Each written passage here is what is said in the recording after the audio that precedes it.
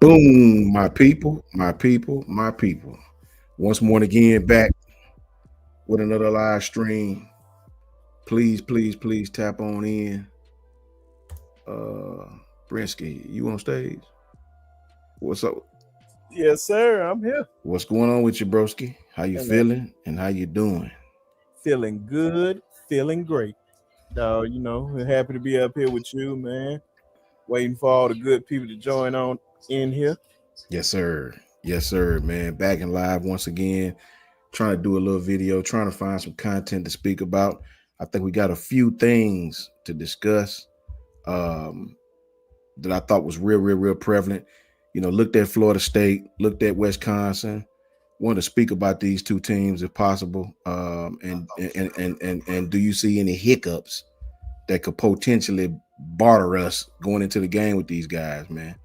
I keep hearing the Bama fans say we're gonna kill Florida State and all. Listen, I think we are. I hope we are. I feel we are. Um, But how you feel about it though, man? I did some research on him, and I keep forgetting that even now, 6 years, Roy Williams is still at Florida State. So is Earl Little. I know he's a little younger, but Earl Little still at Florida State. Roydell. Roydell is still there. Yeah, man. That's crazy. You know what I mean? So we'll be playing against some former guys. You know what I'm saying? Um, What's going on with you, Bama? How you doing, family? Good to see you, brother. I'm Latoya, what's up with you? Bob, what's going on with y'all, man? How you, you Bob. feeling? Yeah, man. How you guys feeling, man? Good to see you guys. I appreciate you tapping in. Oh, yeah. We're just gonna be talking a little while, man, about Florida State and Wisconsin, what to expect, what's going on, how you guys feel about it. Should we destroy them? Do you think we come out and struggle first game of the year? Um, just want to know how you guys feel about it, man. These guys got 10 starters back, B Sharp. They got 10 starters back, 4 on offense, 4 on defense, and their specialists are back. Going against Roydell, going against Earl Little. Mm-hmm. These guys went 2-10 last year, I believe. 2-10. Yep. It should be, they're gonna be excited to play Alabama, man. They're gonna be excited to play Alabama. How you feel about that, man? How you feel about us going into this Florida State game? It's gonna be interesting. It's definitely gonna be interesting with all those guys over there that used to be Bama players. They're gonna be hyped up for it, and of course, they want to turn the page on last season, how they ended it with a 2-10 season. I believe a lot of that was on the quarterback, to be honest, because a lot of those games that they could have won with better quarterback play. Yeah. But yeah, man, it's gonna be real interesting. No, they got that quarterback out of Boston College. He's pretty good. I say he's really good, to be honest. Um, I don't know they wide receivers per se, because they did have Williams that was a 5-star, but he transferred, and I think he's going to Colorado. So I don't know any of the weapons that they really have on the wide receiving end. But I know, like you said, you got Earl Little Jr. and what's my guy name? He was a freshman last year. Shaheem Brown. Which one? Yep, not him. Though he was a freshman, but he was a 5-star coming in. What position he played? Cornerback. I don't know. I'm not very too well versed on them guys. That was. It's gonna come to me. But yeah, man, they lost a lot of guys. They lost Marvin Jones, Jr. Yeah. I think he with Oklahoma right now. Yeah. So, but they lost a lot of talent. We should go in there and take care of business, but who knows, man? Those guys definitely got better quarterback play this year, so they definitely gonna put up more points this year. So it's gonna be interesting to see. I think so too, man. First of all, shout out to everybody, man, who tapping in, man. Tap on in, hit that like button if you guys can, man. Shout out to Bama ADEMG. Shout out to Latoya. You know what I'm saying? Shout out to Bob Rutherford. Shout out to the little homie Keyway. What's up with you, KJ? Good to see you, boy. Hey. What's up, Kimberly? Much love to you, man. Good to see you, sweetie. Good to see you. You know what I mean? Susan's up in here. Bama State and Susan is in here deep doing their thing. My broski. For sure, from the house. Travel Pernil, much love to my brother Travel. You know what I'm saying? Want to tap in just really quickly, man. Just a little quick short live. I ain't been live in a while. Wanted to tap in really quickly, man, and talk a little bit about Florida State and Wisconsin, and what we thought about it. A lot of people are very, very confident about Florida State, about going in there, beating them guys. And I think Alabama going to do their thing. I really do. I think Alabama's going to go in and do their thing. I think there'll be a little more tougher game than everybody thinking. Florida State got some talent, man. They weren't very well coached last year, B Sharp. They weren't very well coached. Roydell is still there. Earl Little is still there. As I said, these guys got 10 starters back, 4 on offense, 4 on defense. I think both specialists are back. They run that 3-3-5 scheme now, so we should be able to run the football. I think it's going to be an interesting game, and that crowd is going to be jacked. The good thing for us is it's not a primetime game. It's not a night game. I don't know what time it is, but I don't think it's a night game, if I'm not mistaken. It's not a primetime game. Facts. I think it's 3:30 game. 3:30? Okay. So it's one of them evening kind of games. You know what I'm saying? 2:30? Our time, 3:30 daytime. Cool. So for me, that should bode well for us. To me, that should bode well for Alabama. I enjoy the fact that we don't have to go out and deal with that raucous crowd. Going into Florida State Stadium. I mean, they got a rocking stadium, man. Their fans are gonna be packed in there where they play Alabama. So they'll come to show up. They'll probably have a record sellout for their first game. They ended the season 2-10, so they got a lot to prove, man. These guys got a lot to prove. Nobody seems too high on these guys at the moment. It sort of makes me nervous that they're flying under the radar like that. Everybody expecting them to be terrible. They're getting their offensive guard back. The guy, I think he got hurt last year, Richie Leonard, kid that came from Florida, if I'm not mistaken. Transferred into Florida State, played well, and got hurt. This is Mike Norvell's 6th season, B Sharp. It's his it's his 6th season. So they got to do something. Exactly, Latoya, 100%. We have to bet on the road this season. We got to be bet on the road, man. We got to set the tone and not give the damn ball away to the other team. Anytime you play on the road in Division I, if you give the ball to the other team, you set yourself up for failure, or at minimum, be in a fight that you really shouldn't even be in. So tell me this, B Sharp.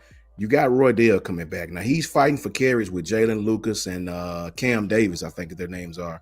He's fighting for carries, but being that it's Alabama, they're going to play Roydell. They're going to play him for motivational purposes.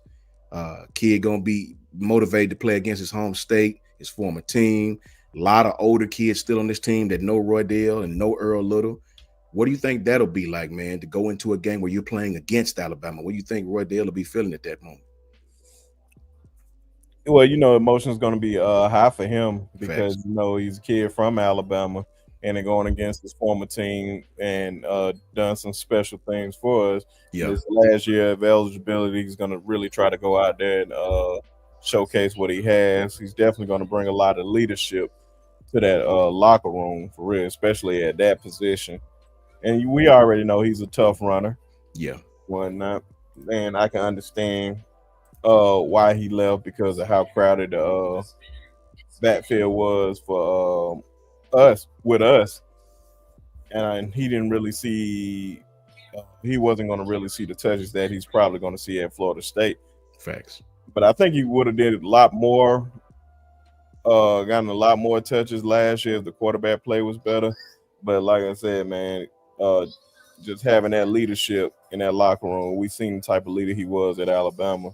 Gonna do some nice things with these guys this year. I think so too, man. I think it's just kind of like what Latoya said. Hold their running game in general to 50 yards, 60 yards. I think that bodes well for us. Kimberly says, it should be a good game. You know what I mean? We need to beat the first game and let go. Facts. We need to really, really make this a statement. Kind of like what Susan was saying. You know how that first game stuff go, though. A lot of times people are getting their first real game experience. It'll be ties. First time really starting and being the actual starter without looking over his shoulder, unless he just plays God terrible, right? I don't think he will. The good thing is Mike Norvell doesn't have any film on Ty, right? He doesn't have any film. He doesn't have really a lot of things to go by. So whatever we throw at him, we'll be a first. That first game will be a sort of like a check mark for us because he don't have no film on Ty. So that's a good thing for us. These guys are going to be back on defense though, man. They're secondary with Shaheem Brown. That kid is awesome. I think he had like 70 tackles for Florida State. He missed one game though for I think he had a DUI. He got suspended. So Earl Little will be on the other side, coming from nickel, going to safety. They got a new defensive coordinator named Tony White who run a 3-3-5. So it's going to be interesting, man. Those 3-3-5 schemes give us an odd front. They'll flex from an odd to an even front. But when they're in odd, we'll have opportunities to run the football. We will have opportunities to run the football. They want to go 5 DBs to stop our offense, our passing offense. So it's going to be a good matchup, man. The crowd is going to be into that game. A lot of crossover between Florida State and Alabama with fans, and a lot of the University at Alabama. It's a lot of Florida State people that work at Alabama, believe it or not. So I think it's going to be a really, really good game, man. I read where the Florida State players were, I guess, feeling disrespected because it wasn't a primetime game. I don't think that's no disrespect to them or us. I just think it's just better games on that week, that same time or same, that for the time slot that they wanted us to play them in. Do you think, Bishop, that could be a motivational piece for them, as if to say, oh, nobody cares about watching us play Alabama? Do you think that could be some type of motivational piece, or is it just hubbub? Man, they just trying to use that as motivation, in my opinion. Facts. I like, man, you at home, 2:30 game. It ain't like they had this game at noon or something. Yeah. A 2:30 game is really respectful. Now, if they had it at noon, then I'd be like, okay, maybe so. But Facts. 2:30, man, come on now. Like, you're just trying to find a reason to hype yourself up to get ready for Alabama. It's already Alabama, so you trying to prove something already. So. Facts, man. What's up, Corey P? What's going on with you, baby? AAMU, you already know, boy. What's cracking? How you feeling? How you doing, man? Good to see you, broski. For sure. You know what I'm saying? So I'm looking forward to it, man. I'm looking forward to it. These guys, I was really excited these guys run 3-3-5. That is cause to run the damn football. The last team that played a true 3-3-5 against us that I can remember was Cincinnati. When we played these guys in the playoff, a true odd man 3-3-5 front. You'll have opportunities to run the ball, be sharp. You'll have opportunities if they stick with that front early on. We'll have some space to run the football if our offensive line do its job. I want to get your take on this, B Sharp. They got some dogs on the defensive front. They got some dogs. They got a good nose guard on the defensive front. They got some kids that can play, man. I want to know, do you think their defense will give us, being we got a brand new starting quarterback, being we got a brand new offensive coordinator, do you think we'll sputter? Do you think we'll go down there, man, and have to punt a few times before we catch our rhythm? It all depends. It all depends how they want to come out and lead the game. I know we have a good enough offensive line, but I know anytime we drop back and pass, I know they're going to try to let those guys go at Ty, just because Ty is pretty much new on the field as the starting quarterback at Alabama. So they're going to really just try to come at him until they're just going to check the temperature, just see how he is. Is he going to get rattled early and all that? But if we can run the ball, I believe we can get away with a lot. I think so too, man. I couldn't have said it better. I really believe in my heart that the running game, especially with a brand new quarterback like Ty, the quarterback's best friend is the running game, man. If Bama can come out and run the ball against these guys, you got to be able to run the ball on the damn road, man. That's a key factor. You got to be able to run the football when you're playing on the road. I mean, I know Florida State is 2-10, but I would warn any fan, please don't get wrapped up in that. Don't get wrapped up in the 2-10. Don't get wrapped up in what they done last year and all this, that, and the third, because these guys are good, man. These guys are good. They got good young talent on their team. And they're going to be, and Alabama commands everybody's attention. Alabama commands everybody's attention. You know how it is when we play on the road. A team that sucks will find some bravado to play well on the road when it comes to us. They gotta measure themselves against Alabama. So I think it's gonna be a good game, but I do think we got to go in and put belt to ass because we are on the road and that game can turn into something else if we're not careful. Roll Tide, me, what's going on with you, girl? Facts, Susan. Got a special guest coming up here with me and B Sharp, man. Our brother, our broski, for show, for show. Let me bring him on right quick, man, and get his take on this stuff. B Sharp, none other than our broski, Coach Carl. Coach Carl. What's up, Coach? What's cracking? Yeah, what's going on, brother? How y'all doing? Not much, man. Man. What's going on? Yeah, we up in here, man. Not much, man. Coach Carl, let me get your take. Let me get your take right off, man. Let me get your take right from the jump. Florida State got 10 starters back, Coach Carl. They got 10 starters back. I think it's like 4 on offense, 4 on defense. 2 specialists back. Earl Little is there. Roydell Williams is there. They want to make a statement. They want to play Alabama. We got a brand new quarterback, brand new offense coordinator. First game, you know better than most, Coach Carl, how those first games are. How do you feel about that first game going on the road to Florida State, and what do you see that we need to do to get out of there with a W? Well. Damn, that's a good one. To get out of Florida, just to get out of Docamera Stadium with a victory, you got to play solid on defense. So we know what they have. A couple of guys that came from Alabama, a couple of guys transferred from Florida. You got LSU transfer and 2 Georgia transfers. So they're going to be stacked down there, FSU, plus the recruiting class they had in the last 3 years. And then again, it's Bama coming to your stadium. We already talked about last week how loud Florida State Stadium really is. Especially when they get with their Indian chant, with them hands going to Indian chant. Me and your second best, to me, your second favorite team of all time. So it's going to be crazy loud. It's going to be crazy stupid. I think the biggest issue, they're going to have to play really, really solid deep. And the offense is going to have to just move the ball sparingly as they can. Whether it's 3 yards here, 4 yards there. You just got to take those little short yards and make long drives. With Gus Malzahn being there as play caller, you know Florida State going to be explosive on offense. They're going to come at you all different type ways, especially from the run game. So Roydell Williams this year probably going to get a ton of damn touches. Facts. A ton of yards with Gus Malzahn. So we just going to be real solid up front. What's going on, Kim? How you doing, love? Latoya, I see y'all out there, man. Appreciate it. But we're going to be real solid up front, Miss Susan. Thanks. Real solid up front, man. And we're going to have to be real technical on the back end. Like, you got to read all your keys. If you a safety, you playing wing back, tailback, or you read your tackle.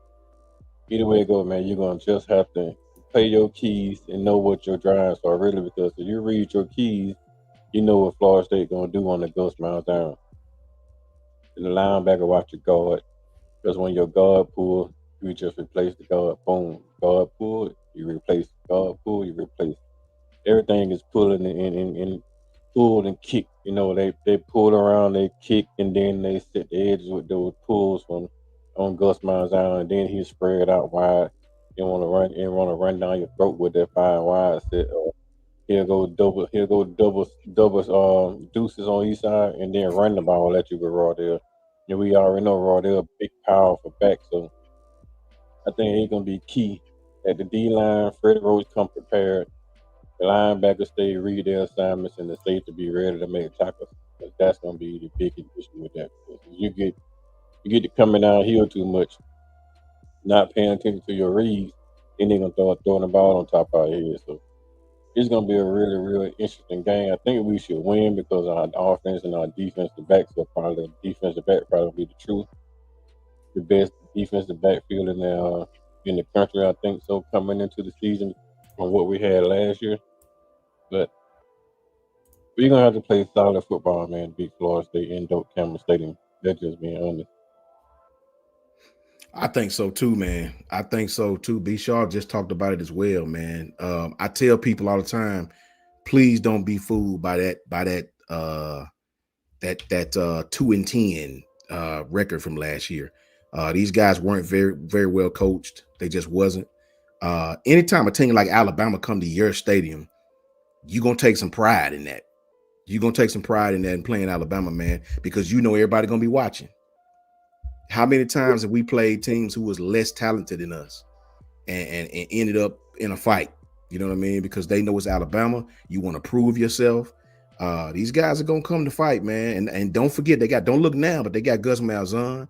These guys gonna run that fastball. They're not gonna give you a chance to sub.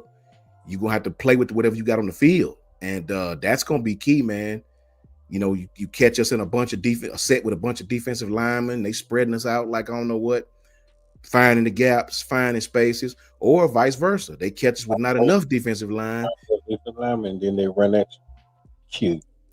Constantly. Facts. So it's gonna be tough, man. It's gonna be tough. You know, I really like the game. It's a good test for us. It's a good test for Ty. Shout out to my brother Gil. What's up, Gil? Good to see you, Gil. Dwight. Good to see y'all, man. Good to see y'all. Right.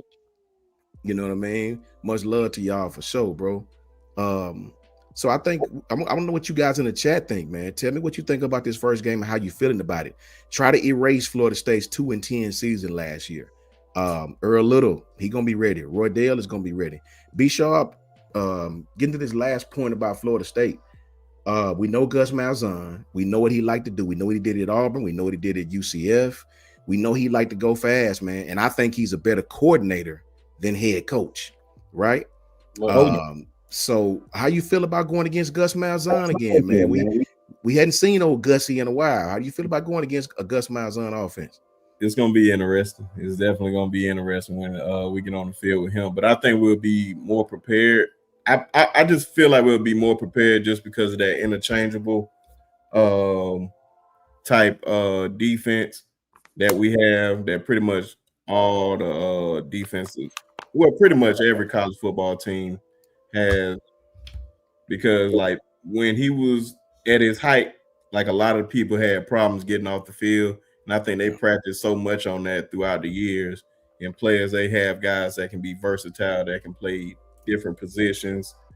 And that fast pace, they're going to be practicing for that all summer long. That's leading up to that first game. So it's good that we had that as the first game. So I believe if we can slow them down in the running game and make them pass and like really watch out for that quarterback, because he has good speed, and keep him in the pocket, I believe we can go out there and beat them down early in the first half, depending on how the offense play. But I know we'll play solid defense in the secondary. Facts, so man. We just gotta just basically slow them down, and I think we can. But that quarterback and Gus Malzahn is going to be an interesting combo. They definitely going to win some games. Yes, they will, man. How you feel about it, Coach Carl, going against Gus again? Man, going against Gus is different this time around because it's not Nick Saban. Facts. So Gus got to adjust to us. We don't really have to adjust to Gus because we know what Gus brings. Gus never played against the defense like we play now.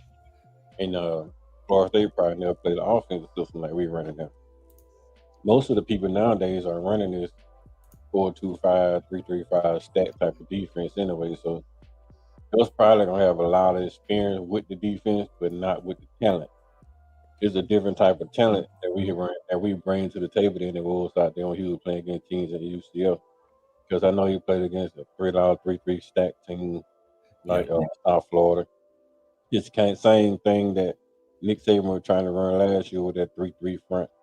And then just walking down out that third linebacker down, making a 4-man rusher would turn to a 4-2-5. Still, it was a 4-2-5, and we got beat a lot a couple years ago. And the Michigan killed us on that 4-2-5 because Saban really couldn't run it the way he wanted to run it.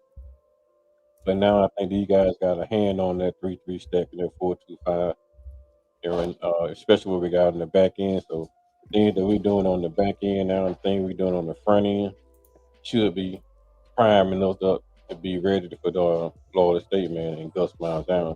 You just got to outsmart Gus because Gus gonna throw the bus at you. That's why they call it the Gus bus. The Gus bus. Everything he got on the bus at you, he's not gonna hold back. If he got a dog on the back seat that'll bite, he gonna put the dog in the game that the dog will bite you. It's just how it goes to get down, man. So you just gotta be ready for that. 100% facts, bro. Going against Gus again. Thank you, Susan. I can promise you, I speak for everybody on this panel. Thank you, Susan. We appreciate you, man. Yeah. You know, the fathers don't get much love, you know what I mean, from nationally, but we thank you. Anytime you can have a day and get rewarded for just doing what you're supposed to do, man. It's always a good thing, man. Thank you, Kimberly, as well. Thank you guys so very much. We really appreciate it. And that's from all of us, even the guys that's not here right now. That's from all of us. You know what I'm saying? Appreciate it. Yes. So give me your prediction. Go ahead, Coach Carl. Go ahead. Because I think the Lord will get a chance to see another false thing. That's Facts. Facts. Big I fact. couldn't have said it better. man. Hey, it's a lot that didn't get to see it. That won't get to see it. You know what I'm saying? So you know, I'm thankful, and I know my brothers are in all aspects, man. You know what I mean? And that's 100% fact, man. So rounding out Florida State, man, Brinsky, give me your prediction on this game, man. Just a way too early prediction on this game. Like stat wise, score wise. Score wise. Score wise, I believe we can go out there maybe 35, 38, 14. 35, 38-ish, 14. That's a good score. I like that, Coach Carl. I was saying a little bit different because I think Gus gonna be able to put up some points on us being at the first game of the year. And we ain't be experienced enough to do it. So I'm thinking more like 35-21 or 35-24, somewhere in that area, because it's gonna be a really good test inside of Doak Cameron Stadium. And don't be surprised if you look up, man, in the beginning of the fourth quarter, we got a tie ball game at 21-21. I hope that. So don't be alarmed, man, because I think Florida State gonna bring the pain, man, especially with that athletic quarterback, the dual threat, kind of like Jalen Miro was last year, not as fast, but he's actually a little bit better passer than Jalen Miro is. So yeah, with the weapons that they have, with those big 6'3" and 6'4" wide receivers, man, it could be a test, man. So I'm not gonna count Florida State out, man. Just not gonna do it. I know what type of coach Gus Malzahn is, so you're gonna have to give the man in respect, especially on the offensive play caller perspective. So you gotta especially on the offensive play caller. That's a whole fact. Thank you, Latoya. We appreciate you as well. Thank you so very much. I say the same thing. I say about 27-17, somewhere along in their first game. We may not be hitting on all cylinders. You know, first game, Ty's first real action in a full, complete game, not just for a couple of series here or there. You know, I think we'll get better as the season go along. I say about 27-17, you know, somewhere along there. I'm calling the pick. We're going to get a pick. Pick six. We're going to get a pick six. I don't know about who. I give the money a pick six in that game. That makes sense, being that the quarterback probably be a little sporadic with the pass rush coming off the end. He'll have to run. Everything will be geared up toward Craig Rousseau. Yeah. So you're gonna have to block Craig Rousseau. Period. If you don't block Craig Rousseau, he's gonna destroy your offense. So. Yeah. What's up, Link? How you doing, Link? And here's the good thing for us, brothers. They're going to try to blitz Ty. Coach Carr can probably speak to this much more than I can on that defense side of the ball. He's a new quarterback. You almost have to blitz him to see. Let's see if he can, you know, you almost got to put some pressure on him, man. So the opportunities on the outside will be there. Speak on that, Coach Carr.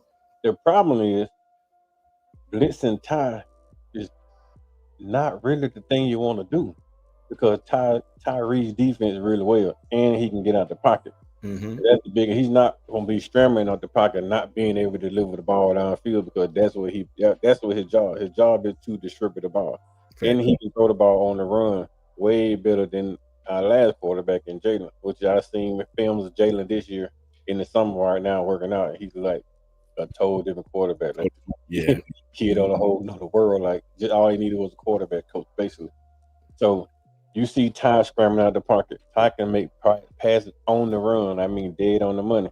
And he's subtly faster than people think he is. So I don't think blitzing Ty would be the right thing. I would think Ty would just be containing. Like, you just round him out, contain him in there, and make him step up in the pocket, and then let your defensive line do all the work.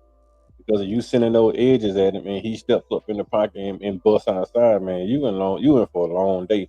Because now you can't rush him. Now he got time to sit back and just wait on somebody to get open.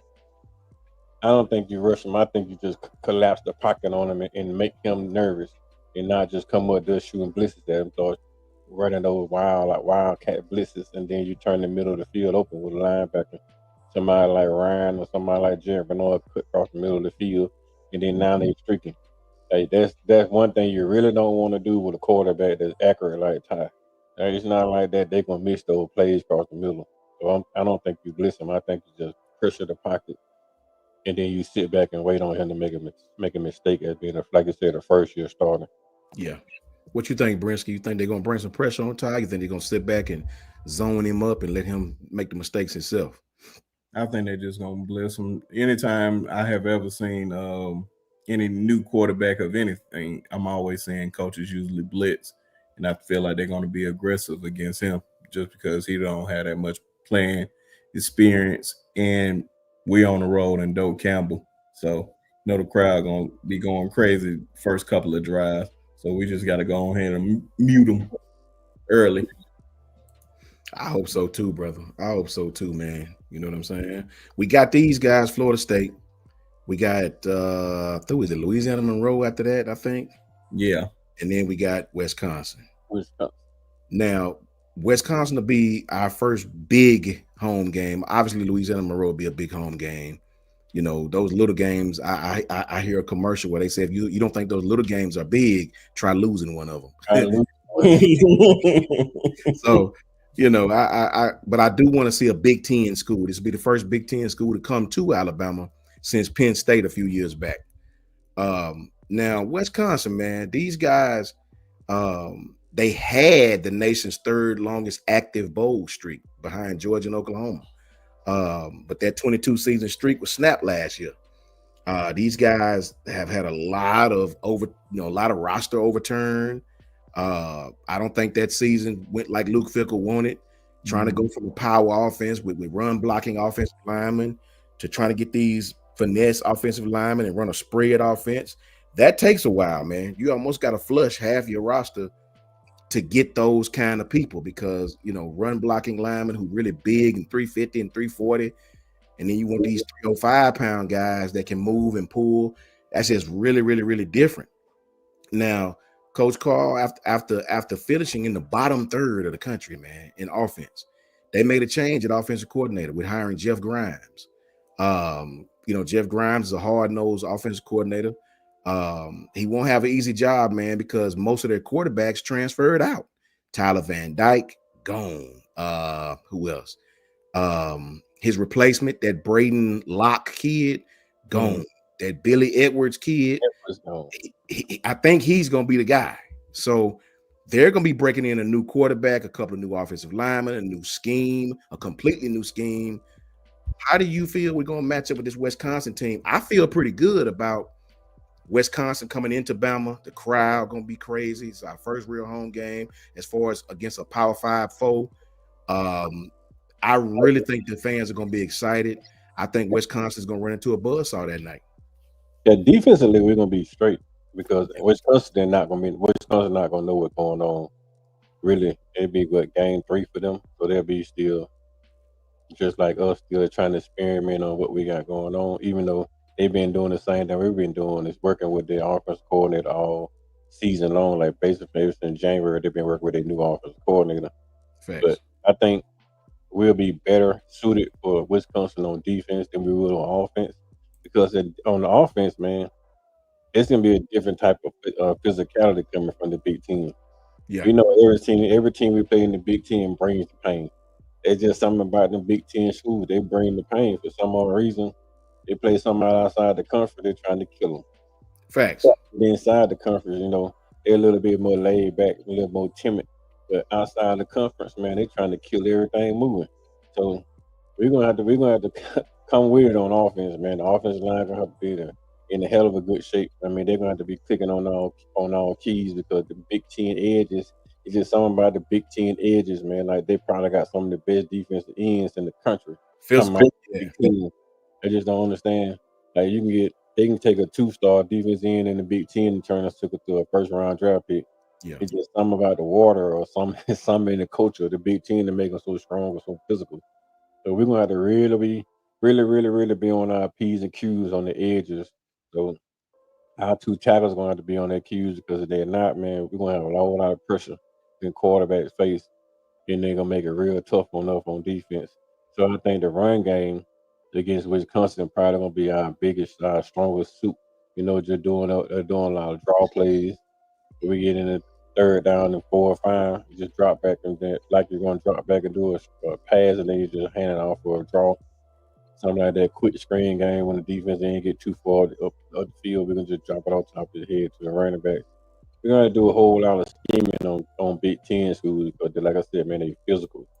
And they pride themselves on being physical. Even when we went to Wisconsin last year, you see how physical they played us on defense. Facts. They didn't do much on offense, but they banged the hell out of us on defense. And I think that was more a reason why we didn't have a lot of energy coming into the Georgia game, because Wisconsin beat us up so bad up there. And we came out the Georgia game, jumped out on the rail, boom. Second half, they ran out of gas because I think there was just too much physicality, that burden they took on that week before in Wisconsin. So, yeah, man, Wisconsin gonna be a problem. I think we should be able to handle them more like late second quarter on through the second half. We should be able to pull away from them and beat them up really well. But that first 4 or 5 drives is gonna be a test, because Wisconsin gonna be very, very physical. Facts, man. I agree 100%, man. These guys gonna have a little bit more help coming back, Brinsky. They're gonna have a little bit more help coming back with Mike Tressel, 3rd-year guy. They got that Ricardo Hallman guy and that Nazir kid coming back. They both starters, 51 tackles, 5 pass breakups. If it's one thing about those guys, they're gonna be fundamental on defense. They're gonna be fun, just like Coach Carr said. They're gonna be fundamental as hell on defense, and they're gonna give our tackle, or try to give our tackle, some problems. Really, really well coached outside linebackers and DNs, guys that understand technique and how to get under your pads. Mm-hmm. How you feel about our offense being as young as they are, going against their defense at home? One thing we know with Luke Fickell defense, man, they're gonna be tough. They're gonna be really, really tough. So I expect a lot out of them, especially their D lineman, Brandon Lane. Gonna be one of those guys that everybody need to watch out for on that line, just to see how that line gonna hold up in the middle with Tyler Booker being out, and we have what's his name? Campbell. Yeah, is it Camberry or Dewberry? Cam Dewberry, I think. Cam Dewberry, with Dewberry right there, but he's a solid guy too. Yeah. But I know Brandon Lane is one of those guys you need to watch out for in that game, and also that wide receiver, Chris Brooks. Yeah. Just seeing how those guys play. It all depends on the quarterback play. I don't know what they're going to put out there at quarterback this year. I didn't even know Tyler Van Dyke transferred. I just thought he ran out of eligibility.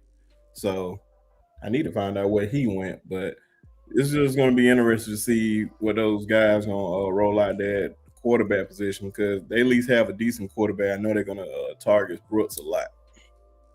Facts. That's that I couldn't have said it better, man. If it's one thing I'm confident about, Wisconsin will be solid on defense. And the run ain't gonna be stacked. Like they're gonna have a really good running back. It's Wisconsin. Really good running back, man. Got a couple of them actually. The thing about it is they got a revamped front seven. They got some kids out the portal from Tulane. Parker Peterson from Tulane. Got a kid from Western Michigan who was really good at Western Michigan, that Corey Walker kid. And they got an LSU transfer, defensive tackle kid, Jay Scrubs, I think it was, Suggs or something like that. Kid can play, man. So they gonna be really, really revamped in the front seven. What's up, Bino? BT, what's going on with you, bro? Hey, Anitra, good to see all of you. Thank you for tapping in with us. We just previewing Florida State and previewing Wisconsin really, really early to see what we think about these guys. Where could we fail if we're not careful? Where do we need to really attack them at? Where have they gotten better at? Wisconsin has a third-year defensive coordinator, so if any place they'll be good, it's just like the guys just said, they'll be good on defense. They finished tied, man, for 122nd in the country a season ago with just 17 sacks all season long. You better believe they're gonna try to change that. Michael, what's going on with you, bro? DJ Smitty, what's up, my brother? Good to see you, family. Good to see you. What's going on? The problem is, they'll be behind so big that they didn't get a chance to pass. They rush the pass that much, so everybody be running the ball, just running the milk out the clock. So, I think with 17 pass rushes, man, 17 sacks, you got to think about how many pressures they had, how many times they affect the quarterback without getting the sack, how many times they collapse the pocket around the quarterback and he escaped. So, it's a lot you got to look at with that defensive pressure. And his sacks number is not going to be, a lot of time and not that high. Like Bama sacks total wasn't that high neither. But they affect the quarterback immensely last year. Years before, Nick Saban had low sack totals, but they had a whole lot of pressure. So it's more, nowadays, it's more about how much pressure you get on the quarterback than how many times you sack him. You want them to go turnovers. Sacks look great, but you really want them to be at running out of the pocket wild, crazy, and throw up in the air so you can get a pick. And then you got an opportunity to turn it around. So, you sack him and he punt, they get a 60-yard punt. It still don't turn the field position that you really want. So you want them running around crazy and putting the ball up in the air for grabs. That's what you really want. So you just want to affect the quarterback as a defensive line. Mm-hmm. I tell you this, they got both teams coming into the game against each other at Tuscaloosa, and both teams being 2-0. I think Wisconsin start off with Miami of Ohio and Middle Tennessee as we face Florida State and Louisiana Monroe. So both teams in a perfect world should be 2-0 coming into that game, believe it or not. Lot to play for. Crowd gonna be raucous. Give me your score, Brinsky. Give me what you're seeing with a new quarterback. They have a new quarterback as well. Quarterback scheme, offensive front. Give me what you're thinking, man, coming into Tuscaloosa. Man, I feel like they come in there and play any way that they played last year. I see it going the same way it did last year, but more tougher for them on the defensive end when it comes to this, because of all the guys we have returning. I believe we can make a lot of noise in that secondary, especially with that quarterback. I believe this secondary is going to have a lot of experience with Cam Coleman. Dang, now I've got his name just that quick. Cam Calhoun. Cam Calhoun back there. So with that secondary, if the defensive, if that front seven does its job, I expect the blowout by us, and I can see maybe 40 to at the most that they score 17. Shout out to my brother Piano Man. Piano Man, this screen yard is crazy. You got to scroll down. It used to be I could see everybody on the line, but if you don't, thank you for sending me that message, because I did not even see you, brother. Much love to my man, Piano Man. We just finishing up, Piano Man, about Florida State and Wisconsin. We previewed Florida State and gave our score predictions, gave why. We just wrapping up Wisconsin. B. Sharp just gave an awesome one. Coach Carl broke it down. I got to get him on his score. Just in a quick nutshell, both teams have quarterbacks that will be first-year starters. Both teams will be going into different schemes. Wisconsin, different offensive coordinator. They should be 2-0 coming into Bryant Denny. What do you feel, Piano Man, since I got you on here right now? What do you feel will be the outcome of Alabama-Wisconsin going into the game? A team that struggled big time on offense last year, but defense wasn't that bad, just like Coach Carl said. A lot of people back on defense, a sound defense, fundamental sound defense, not a lot of super 5-star stardom, but definitely a team that's got a very, very good defensive-minded coach. And being a Ty, be a first-year guy, will look to doing some things to Ty on the football field. What do you feel about that going into this Wisconsin game? First, forgive me for my lateness, Coach. And, good, but I'm here.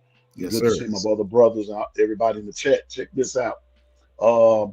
Ben Barton, Darrell Peterson, Ricardo Hallman, Nizer Forquan, Austin Brown, and Preston Zachman 6 returning starters on the defense. I'm telling you. And I've been saying this all week. Anything past 4 on any side of the ball like that, that means you're pretty experienced. That means you're pretty experienced. Wisconsin returns that on defense, so which kind of gives me a signal that I'm not putting their offense out to dry or out to the pasture, but they're going to rely heavily on their defense to set them up, to set them up. Because I don't think that on offense, Wisconsin they have 4 returning starters. So it's not that they're bad, but in the main positions they got replacements. So they still got to learn the game, and so learn the system. So to answer your question, the defense is going to come at Ty. I believe that they're going to run multiple sets to confuse him. Run multiple sets to confuse the O-line. I've been hollering it all summer, is that the O-line for Bama is going to have to be the X factor of the team this year. This is going to be the game, in my opinion,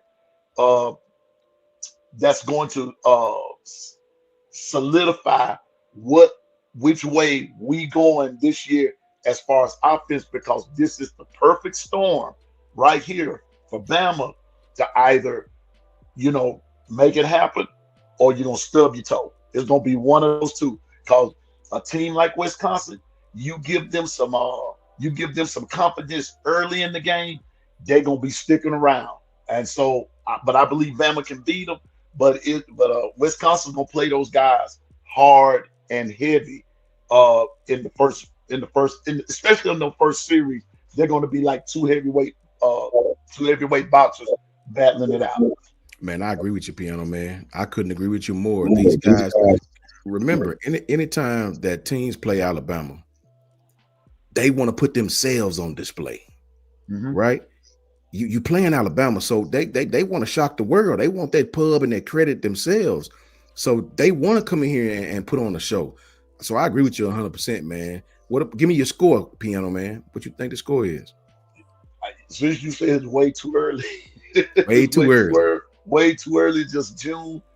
Bro, just looking at it on paper, from both ends of the spectrum, I'm just going to say down the stretch, Bama runs away with it. I'm going to say like 35-17. Cool. That's you're very close to mine. You're very close to mine too, because mine was going to be 35-10. Mine was 31-17. Coach Carl, give me your wrap up on Wisconsin and your score. I heard Bischoff's, I heard Piano Man's. Thing about Wisconsin is this, Coach Sean. When you're playing against a team from the Big Ten, like I said earlier, they are going to be tough and physical. The coaching staff is smart. The coaching staff, good coaching staff. A lot of 12 personnel. You're not worried about them being out coached by Kalen DeBoer and his staff. It's going to be tit for tat. It's going to come down to speed. That's the biggest factor of the ball game. Will come down to speed. Who has most speed? Who has more ability? And I think on the offensive end, Bama had more speed than probably most teams in the country. And I think it's going to come down to that. They're going to be able to get a whole lot of pressure. But if the wide receivers get out their breaks real fast or come out the box fast and get open, it's going to be a track meet. And that's going to be the biggest thing. We have all these skillful athletes on our team, especially in the wide out position. Lazier Brook at that point probably going to be one of those key factors in coming out of that slot, because they don't have nobody to run with him. Even though they have that experience, they're going to have a new guy in the slot. And I don't think that slot guy going to be able to run with Lazier Brooks. So it just depends on how much time we get on the offensive line, because no O-line is perfect. I don't care where you look at. Even Jalen Hurts got sacked a lot. No offensive line is perfect. So you're just going to have to hold your keys. You're going to have to close your gaps and get a quarterback 1, 2, 3 seconds at the max is what we tell on offense. Anyway, you get 3 seconds. You give me 3 seconds, the ball still in his hand, it's on his ass at that point. I mean, it's not a 4 or 5 second offensive line. Only people who do that is Patrick Mahomes, and they can do a whole lot of holding. Yeah. So 3 seconds is the max. So you can't get out. If you can't get to the top of your route in 3 seconds, then you're gonna get the quarterback killed anyway. So at that point, man, you just gotta get the athletes in space. Use the whole field like Ryan Groves does in the way he spread the field out, kind of like Josh Heupel used the entire field, make you cover all the grass on the field. And as long as we doing that, I don't think nobody in the Big Ten plays that type of offense, spread the ball out, make you cover all the field. And we'll keep Wisconsin thinking. As long as you keep them thinking, you can beat them. That's why I say it'll probably the first 3 or 4 drives will probably be tight. We'll score 7-0, and then we'll end up beating them probably, like I said, like 35-10, because I really think Wisconsin's gonna get some points because they run the ball real good. So you can't stop a run game for a whole game. Like some point you're gonna bend, and then they're gonna get a score or two on you. But like I said, man, it just Wisconsin, man. I ain't never seen a Wisconsin team last year that rolled over and die. Yeah. And it's just Wisconsin, man. They're just a power. It's a powerful school that always had a winning program, always had a winning atmosphere.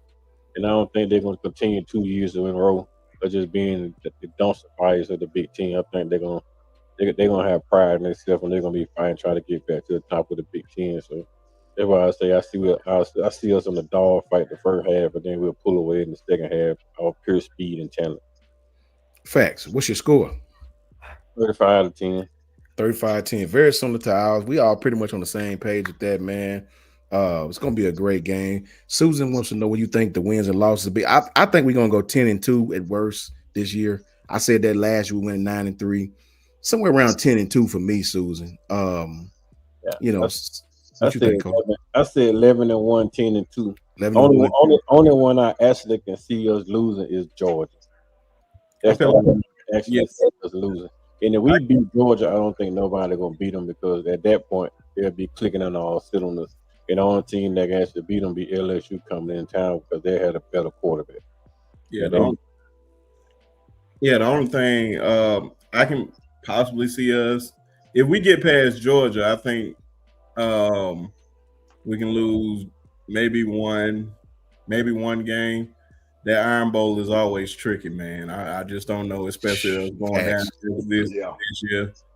It could be 2 games. I can see that South Carolina game, especially if it lines up as a night game, because I think it's a flex time right now. So they'll probably make that a night game if I'm not mistaken. So be on the lookout. I'm not too much worried about South Carolina, Princeton, because everybody knows South Carolina coming. Mm-hmm. The teams that everybody knows who's coming, they're not going to take them lightly. Last year, they took South Carolina lightly because they didn't know what they had. And then those edge rushers come out there, man, made the whole damn world miserable for everybody. So I don't think they're going to take them lightly. I think LSU will probably be the one that they'll end up slipping, because they'll take that damn Nussmeier a little bit for granted, because he'll probably have a few turnovers by the time he get to Alabama.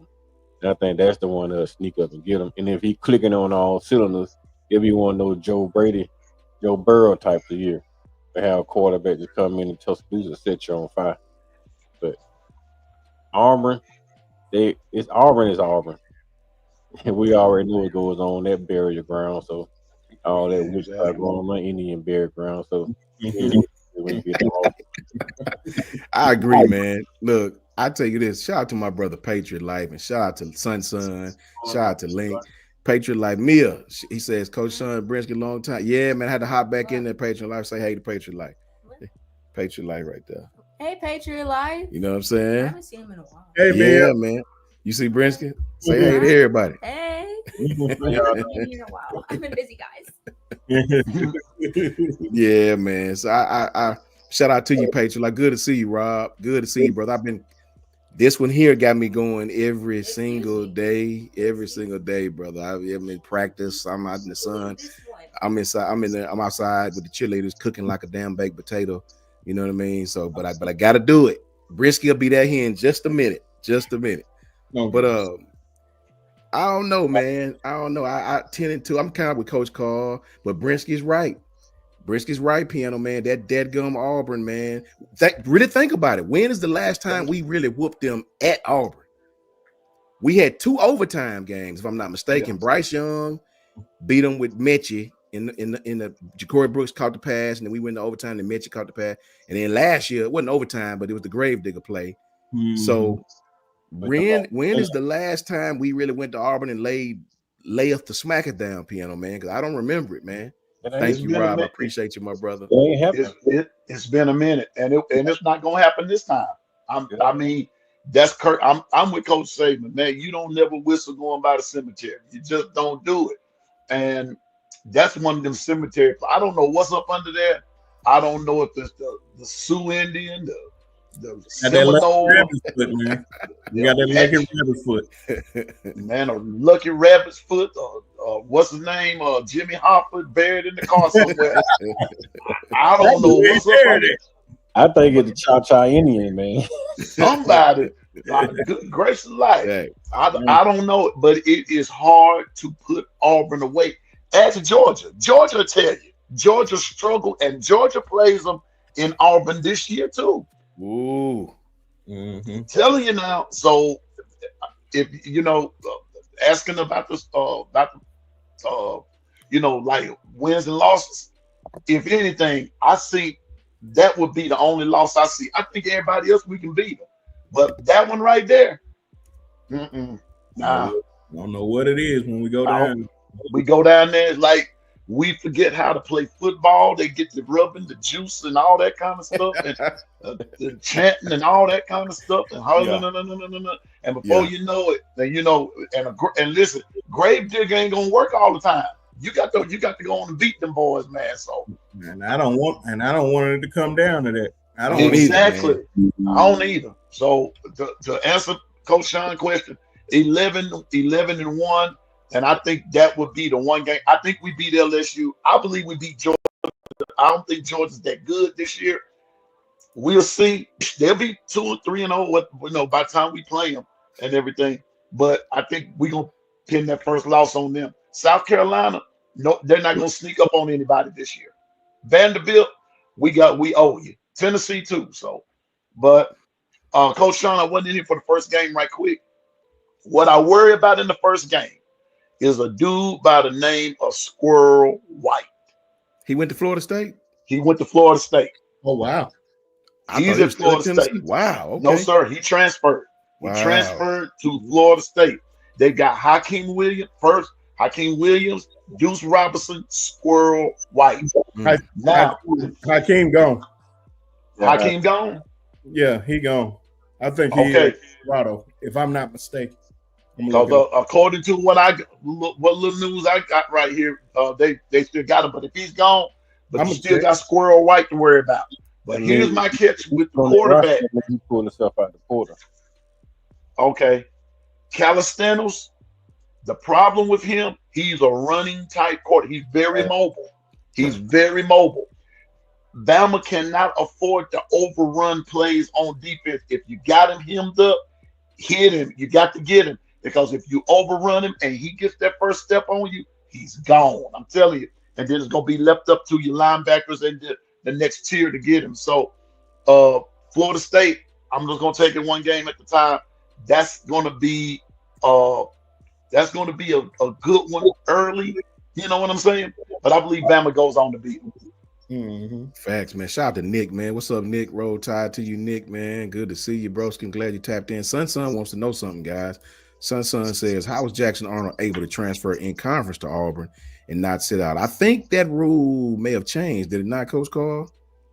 No, you can't transfer in season. Like, you can't go through the spring and then transfer to another SEC team. But after the season over. After the season, okay, yeah. I knew it was something different about that. So yeah, he's that. I personally don't think dude was that bad. At Oklahoma. I know he didn't play well, but the kid was a 5-star for a reason. He can play, man. Big shout out to my brother Patriot Life, who always setting it off. Yeah, he does. He does, Coach Carl. I just think that the scheme wasn't right for him. Yeah, exactly. He wasn't right for him. Happy Father's Day to all the dads. Hope you have a blessed one tomorrow. Hey, likewise to you, Rob. Much love to your brother. $10 super chat from my man Rob.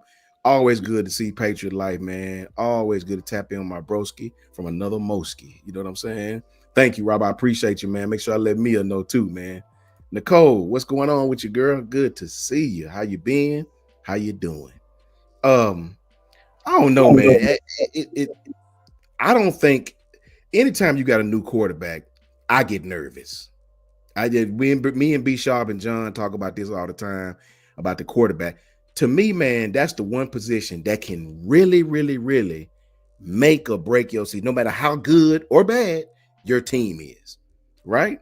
The quarterback, if you got a great team, can really let your team down and you'll lose 2 or 3 that you shouldn't have lost. Sometimes if your team ain't that good and your quarterback is outstanding, as Auburn national championship, you still can win, you know? So that QB spot is extremely important. And anytime you got a returning starter, I get nervous about that, even though I know it, you know, Florida State don't have one. Wisconsin, I was speaking about LSU at that time, but I agree with all of you guys. I agree with you 100%. Florida State has a returning starter because he started. He started with facts. And it makes me nervous, man. It makes me nervous anytime you have a quarterback with some experience. It just because they're going to see things that a young quarterback won't see, you know, especially early in the season. I don't really have too much worry about Ty Simpson, man, because Ty is Ty. I mean, I watched him practice. The kid is a reader. Like, yeah, it ain't much you can get. It ain't much you can change. Like, you look at him, look at Jalen. The speed is the biggest difference in running the ball. Speed and a little bit. I think he stays in the pocket a little longer than Jalen does, looking downfield. But when he's scrambling, he can really scramble really well. He's exceptionally fast, but I think he's a better passer from the pocket than Jalen by far. I mean, by a long ways. Like, he can hit every single throw from the short to the enemy to the deep pass. He don't have that dynamic arm like an Austin Mack, but that kid can throw the football, man. I'm telling you. You sitting there watching Ty, it's like watching Matt Jones 2.0 with a little bit of get up, kind of like Tua had that little get up other than Jalen. They can get out of the pocket and scramble a little bit. You're looking at that type of athleticism as a runner in an arm, a dynamic arm. Like, ain't like he got a dynamic arm, just don't have that deep ball arm strength. That's his biggest knock. He can't throw the ball that far down the field. But other than that, man, the kid can play. I can't lie, he can play. He had a temperament as a quarterback that you want. Can he be able to handle pressure? We hadn't seen him on the pressure. We seen him one time on the pressure UCF. In the second half, he started coming into his own. He played very well the second half, but first half he was all terrified and shaky. So, do you have the quarterback temperament that you want? Can he handle pressure? That's going to be the key with Ty Simpson. Pressure. All facts. And Patriot Life is right. Patriot Life says it's time for the Grub Hub. Everybody's going to eat. I like that. We need to coin that, Patriot Life. We need to coin that, brother. I agree, man. I agree. I really believe that these guys are gonna have a really, really good season, because remember, man, when Grubb was at Washington, the college Washington, he ran a lot of 12 personnel. These guys ran a lot of screens. I talked about it to the receivers. You don't really see that in the SEC a lot, man. It's always running back screens. Tennessee do it, but Lane Kiffin do it a little bit, but you don't see a lot of teams. Missouri, you know. This guy run a lot of screens, those middle screens, Coach Carl, you know, he'll try that, man, to the wide receivers and let them create. I personally can't wait to see what happens. And, you know, that I think our season really rests on that quarterback position. Now, transitioning to this with B Sharp, man, you know, I'm not I sort of lost my love for recruiting, man. I really don't pay attention to it anymore, because I used to be the main guy waking up on and recording the recruiting days when these shows come on, the National Signing Day. But ever since all these kids be leaving, and I think the Caleb Downs stuff really broke me. Not as far as mad at him, but my love for the recruit type thing. I don't even really care anymore. Just tell me who we got. But every once in a while, I get really excited about somebody that commits to Alabama. I'll watch their film. Okay, he's good. So what? He probably won't be here. But I'm gonna tell you something, man. I was really excited about this kid, Sam Utu. You know, you know, I'm not the offensive line coach, but I know a little bit about offensive line. And Coach Carl Brinsky, piano man, this kid got a hell of a good feet, man. I mean, he technical as hell, good punch, really good versatility, play guard and tackle. His hand placement ain't, most of the time in high school, Coach Carl can tell you this, these kids who are a lot bigger than everybody, they really just they get over on their athletic ability, right? They're just stronger and bigger than the person across from them most Friday nights. In the SEC, gotta have some kind of technical ability. Bentley boy SBJ, what's going on, my brother? It's been a while, family. Good to see you, boy. Good to see you, man. Much love to you. But when I watch this kid, guys, I get excited, man, because he's the first kid in a long time, that I've really seen who technically sound and quite frankly, to me, was a better pass blocker than run blocker. Wow. This kid, I mean, his kick slide was awesome. His setup was awesome. He got depth on his kick slide. He has the size of a guard, though. He has a guard-like frame, but the kid played tackle. So it's going to be interesting to see if they put him on the interior or put him on the exterior, tackle. I want to know what you think, B Sharp, you the recruiting whiz. I want to know what you think, man, about this kid. He fits what Kalen DeBoer likes to do. He can move. He's a pass protector. Kid can play anywhere on the offensive line but center that I seen. Play with leverage. Really, really good leverage. What you think about this Sam Utu kid, man? B Sharp went dark. Oh, he might have stepped away. Okay. Yeah, I stepped away for a minute. But I just heard you say something about him, man. Yeah, I grabbed the wrong charger. You're gonna have to go ahead of me, Coach Carl, till I get the right charger. Go ahead, bro. What you think about this kid, Coach Carl? What I like about him, Coach Sean, after I watched a little bit of the video. I ain't watched a whole lot. I like the kid's bend. Like when you got a really good offensive tackle when they can bend. The kick step is very well. His hand stays in tight. He don't get too loose with his hands on the outside of the shoulder with Coach or holding. So his hands is always tight. Every time you see him, we say tuck your elbow, make sure your elbow tuck. Facts. And then you fire with your hand. You shoot your hand straight up. Like you're trying to pick up the girlfriend with your elbows tucked. That's what we say. You just grab the girl, put your girl up with your elbows tucked. That's how you fire your hand, like you're trying to scoop a girl up. And that's how he plays with his hands tucked, his elbows tucked, his hands high. He hits hard. You can see the power coming from when he hits. That punch is something different. You can see him when he hit him. The defensive end stands up. Yep, that's how you know when you're shooting power. And then the fact that boom, once he contact, he get back on their feet and he hits. And then once the defensive end ride him, he know how to bend. The bend part is he know how to bend. He can keep his feet moving and his back still bending without falling on his ass. Fact. That's how you know you have a really, really, really talented, technically sound offensive lineman when they can pick their agility very, very well, and then they bend is fantastic. Facts. That's the bigger issue I like to see with him. I love that punch and I love the bend. All he got to do to me a little bit, I think he got to get a little wider base. His base got to get just a little bit wider. A little stronger in the lower body too. So he don't get pushed in a whole lot. Because once you get to the SEC, you're going to be dealing with a whole lot of powerful defensive tackle. So you got to get to the spot and then get a little bit, get them legs a little bit wider and get them legs a little bit stronger because you don't want to run against a 6'4", 320 and that kid moving down freight like a mountain. So that's going to be the bigger issue, man. I think that's a solid pickup for Alabama. And I like it. And I think he's going to play guard in the college. I think he's going to play guard at college because of the fact that the defensive ends in college are a whole lot faster. Like, you don't want to line him up against a Dylan Stewart.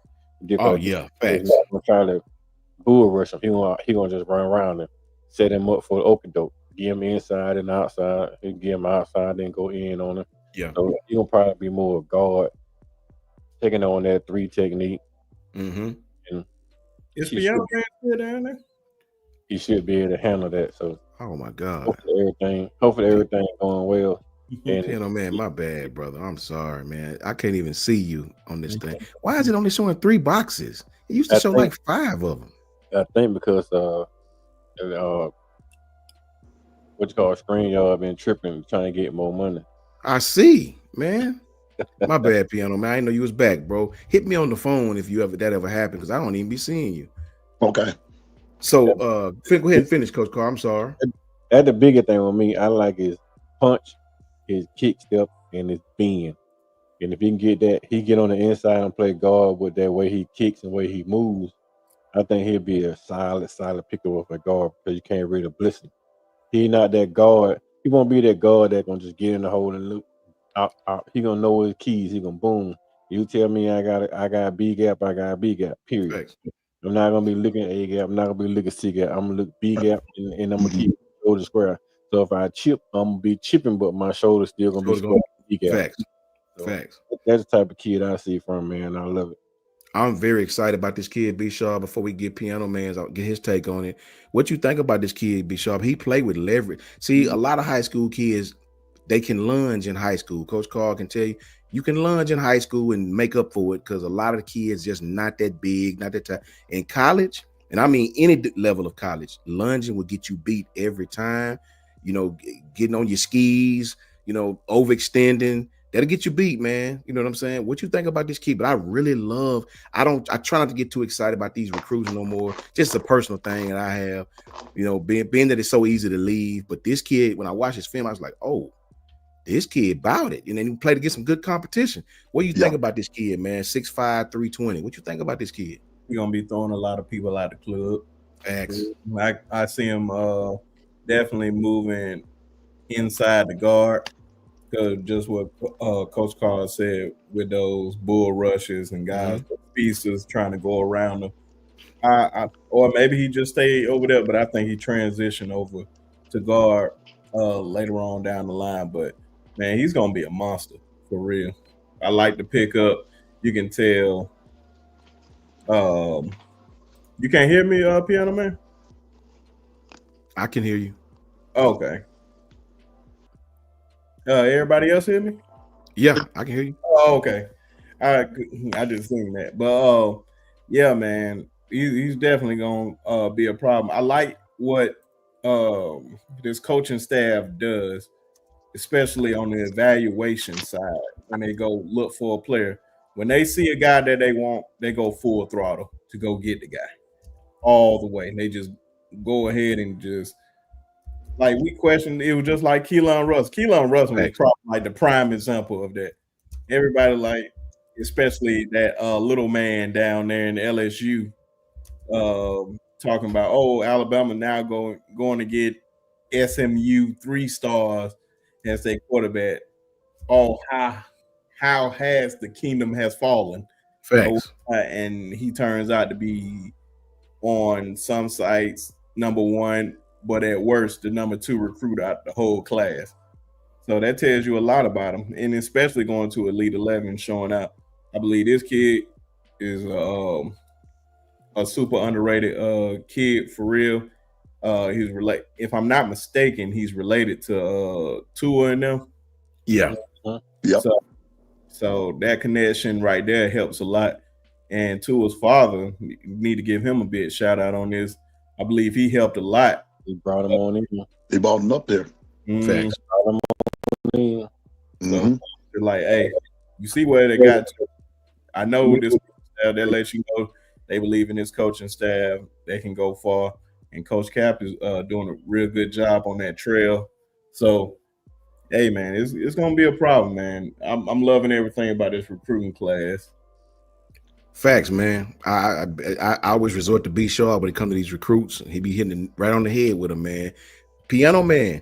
Now we got Jackson Lloyd last year, who was my favorite. Outside of Michael Carroll. We picking this kid up. This kid is fundamental, and they're different kind of offensive linemen, man. These kids some are aggressive run blockers, some are very good pass blockers. What do you think about this kid, man? I try not to get too high, too low.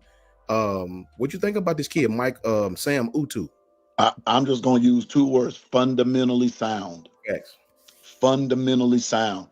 From what I've seen, and then the other part of that being fundamentally sound, I love his attitude, his approach to the game. He knows that, you know, where he is, he's good. He understands that. But where he's going, where he's coming to, he knows that this is the best place to get better, to take him to the next level. So shout out to, like you said, to his dad, but also shout out to the coaching staff to wanting to solidify your future, because now, you know, you're losing Jaden Roberts. You know, Wilkin Formby is going to be leaving in a year or 2. You know, Caden Proctor, all those guys. All you're doing is securing for the future, and you're getting big guys who can literally move and fit the scheme. And so this dude literally fits the scheme. And so whomever the next quarterback is, they gonna have a good time behind, you know, calling signals behind guys like him. I'm excited for him. Facts, man. all facts right there. Because you said something right there. Because trust me, next year will be Caden's last year. You know, it seems like just yesterday we was all like, man, he ain't gonna make it. Now this kid, they talking about this kid might be the first or second tackle picked. You know what I'm saying? So, you know, this will be Caden's swan song. He this junior year will be his last year. He'll be in the NFL. Trust me. After that year. And I feel the same. I feel the same, man. These kids, they got a lot of young talent here at Alabama. They thought we was gonna roll over and die. We're not. You know, when you look at around the SEC guys, I've told John, you know, me and John pick with each other. I think LSU gonna be good this year. I think this LSU team is gonna be extremely good. I really do believe that, man. I think they're gonna beat some people that they're not supposed to beat. I said last year, I told John, if you go back to last year, I said Garrett Nussmeier would be the stat-wise the best quarterback in the league, and he was. That kid, and I think he's gonna be that again. You know what I mean? I mean, it's taking the fandom out of it. I just believe that kid is talented, man. Now he try to, you know how this coach call these gunslingers, they try to do too much. You know, they try to fit the ball into the tightest little windows and get him in trouble sometimes. And Aaron Anderson down there in that slot. Aaron Anderson down there in the slot. They got some dogs, some young dogs who I think are going to be just as good at receiver than last year, man. So they're going to be a problem. I think South Carolina going to be a problem. And the reason why I say that is, yes, they lost some people, but they have a lot of people back on the offensive side of the ball. Look up their offensive line, right? The quarterback is back. That quarterback almost beat us, man. Yeah, they can't miss close beating us. They got Nicholas Harbor back, one of the best tight end. I mean, that's a freak. Yeah, a freak, man. That kid, he fast. The kid like 6'4", 6'5", might be taller than that. Facts. So, man, I just, you know, I just really believe we got to play sound this year to really set our goals and make our goals for the college football playoff. If you guys have one team, Coach Carl, if you could have one team this year outside of Alabama that you think can be a problem, we may not even have to play the team, but who do you think that will be, man? Who do you think gonna be the team at the end of the season outside of Bama that everybody gonna be like, okay, they're gonna make it to the SEC championship game? Yeah, that's, I mean, tough. It's so many teams out there, man, and especially in the SEC, man. You can't never say Lane Kiffin gonna have a bad year because Lane Kiffin is Lane Kiffin.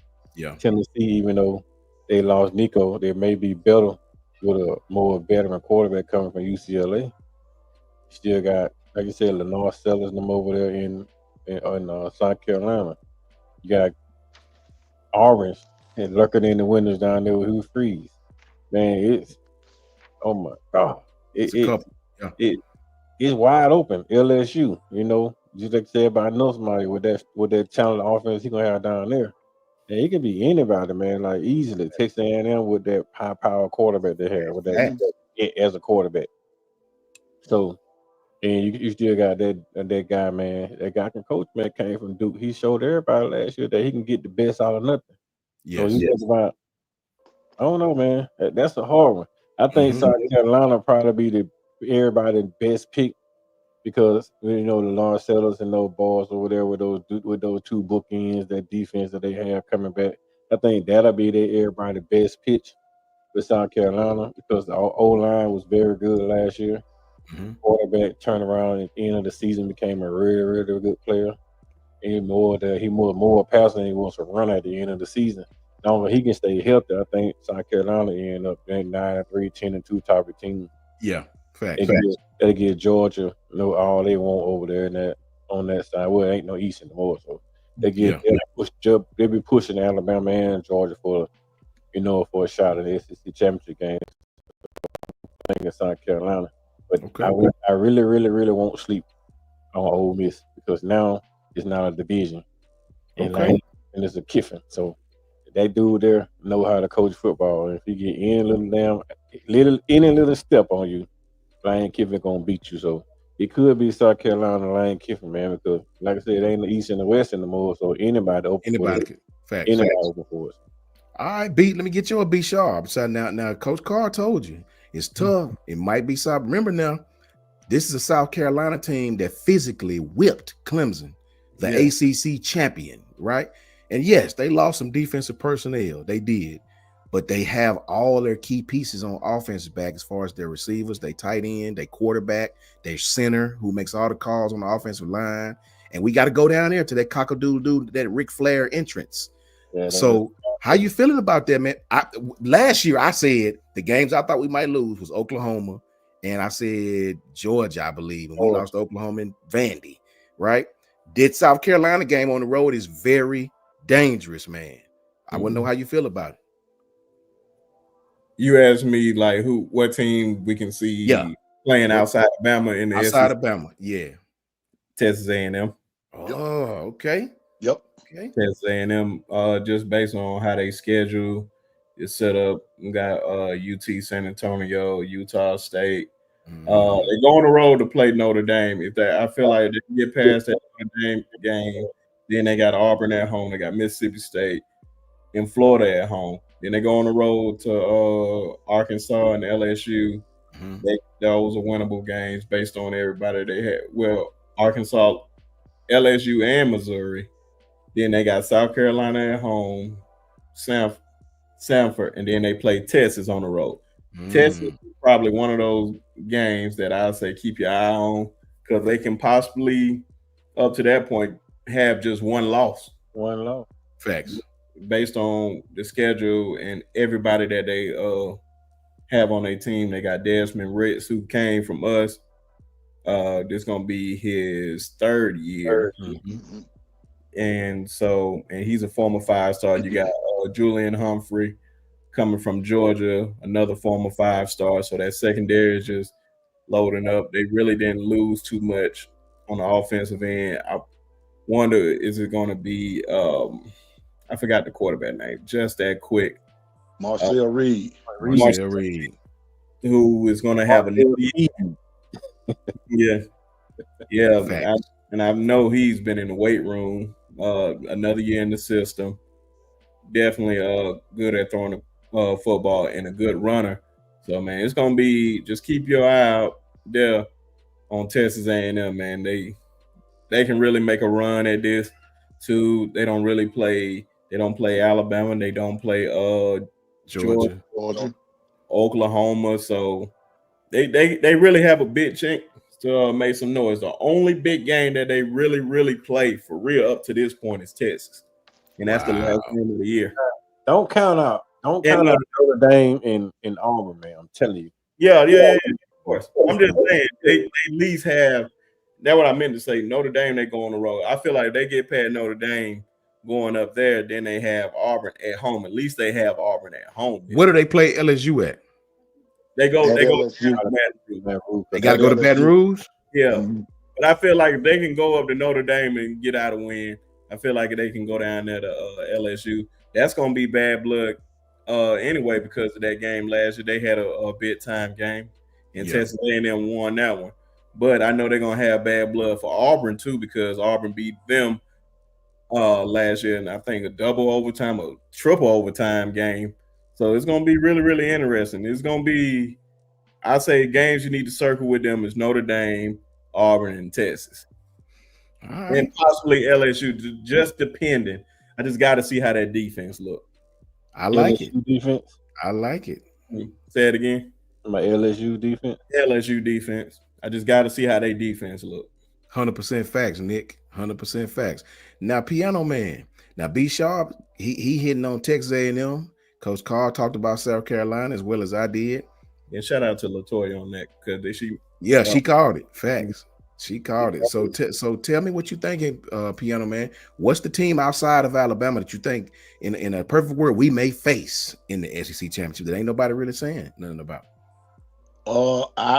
B Sharp took mine. I was gonna say Texas A&M.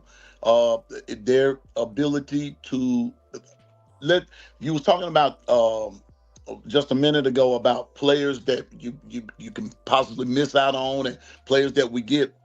When we missed out on KC Concepcion, and he went to Texas A&M, that's when I knew then. I said these guys are gonna be for real because that dude was cold blooded.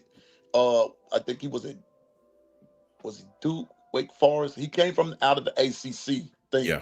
But that dude can catch. with Marcel Reed, you had all those guys coming back, and then you had you got 7 on offense, 8 on defense coming back. That's 15 starters coming back for from both sides of the ball. That is important. B Sharp also brought in another point, but I'm going to add to it if you don't mind, B Sharp. By the time they play LSU, which is on October the 25th, injuries gonna be to sit in somewhere for somebody. Got to watch the injury bug. So who will have the injuries going into some of these big games, and that's going to determine, in some cases, who wins, who loses. So, just to say all of that, Texas A&M. That's my choice of who Alabama could possibly see in the SEC championship game. Whew, that's tough. This conference is crazy. It's like Coach Carl say, man. Auburn, LSU, Texas A&M, Alabama, Georgia, Texas, Oklahoma. You can get your ass whipped any week if you ain't careful. Yeah. You know what I'm saying? K-Spray, what's good, brother? Even Tennessee. I mean, in any given Saturday, man, you can get your head busted. Don't get too high, get too low. Brinsky, grab that for me 1 second. Yeah, man. Don't get too high, don't get too low, man.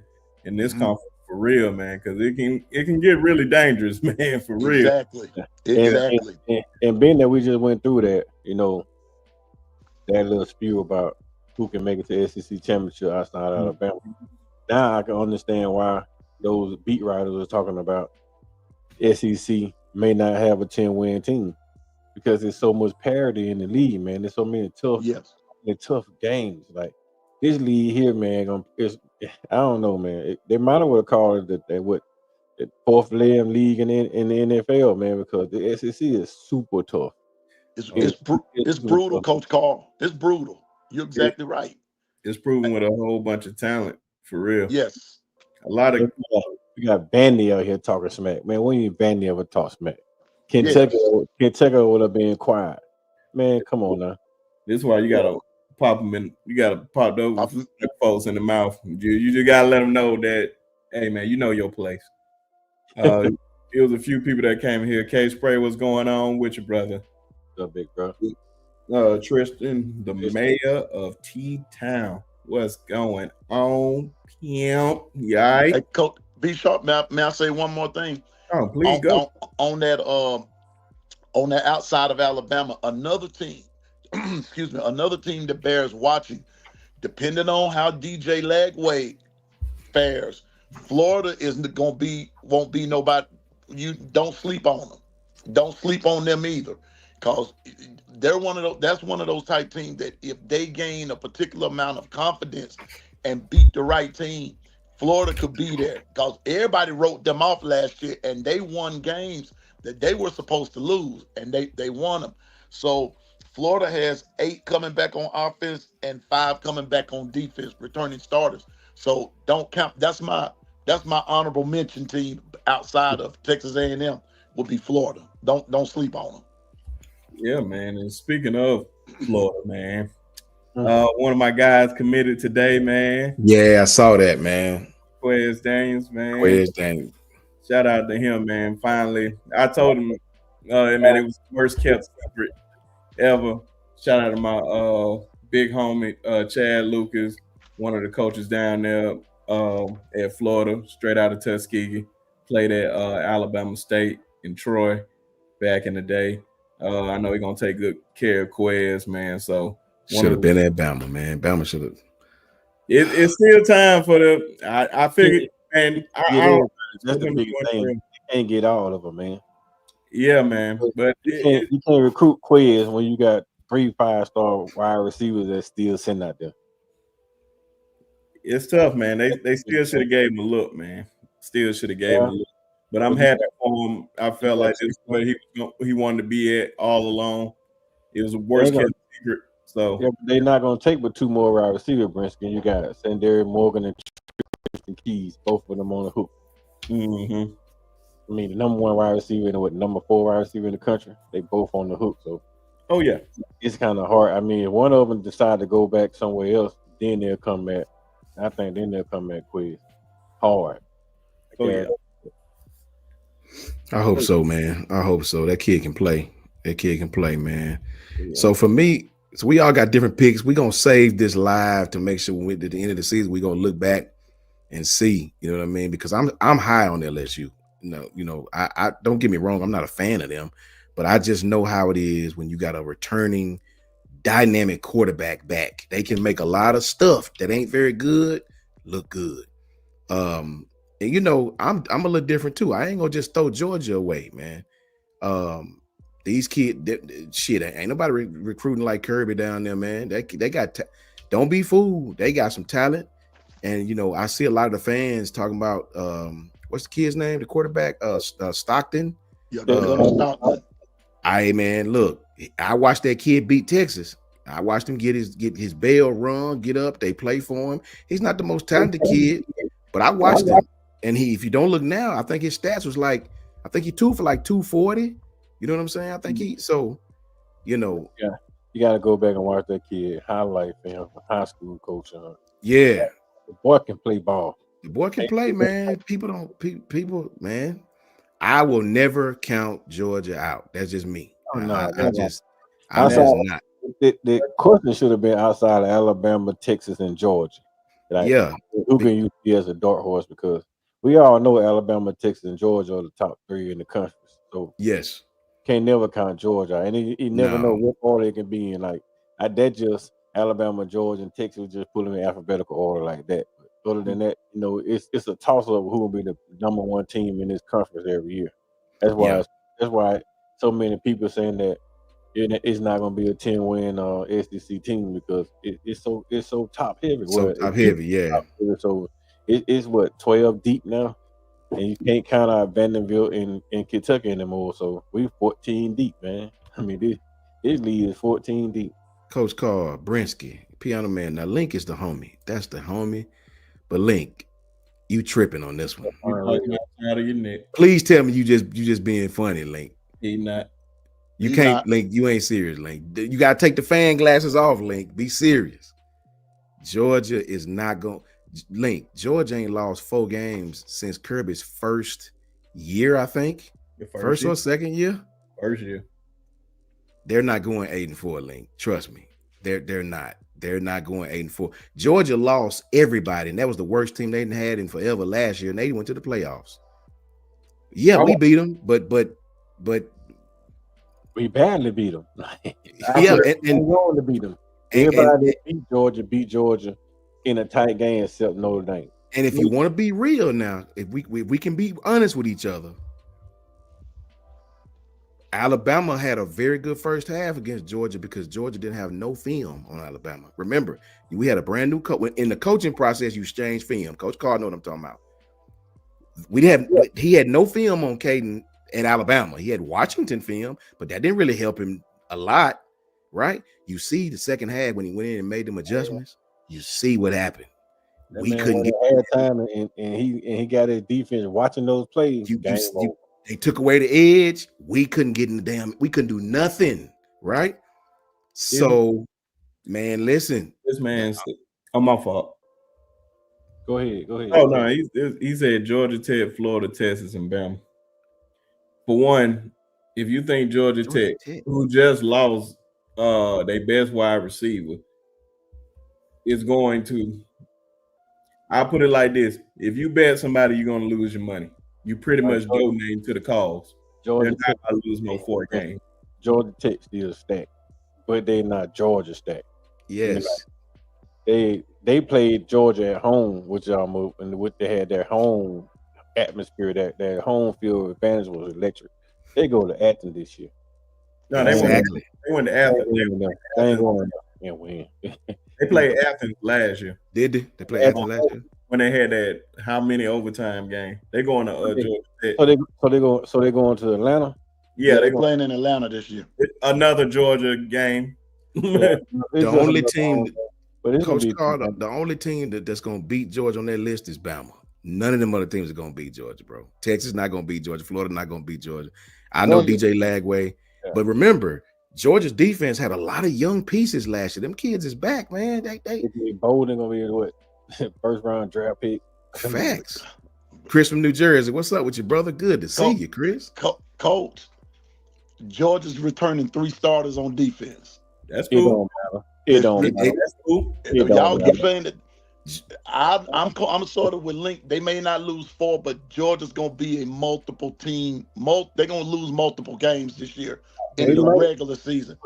I believe, like I said, Bama will beat them, but you're going to that cursed cemetery again, and Auburn has played them close the last 2-3 years. They just never could pull it off.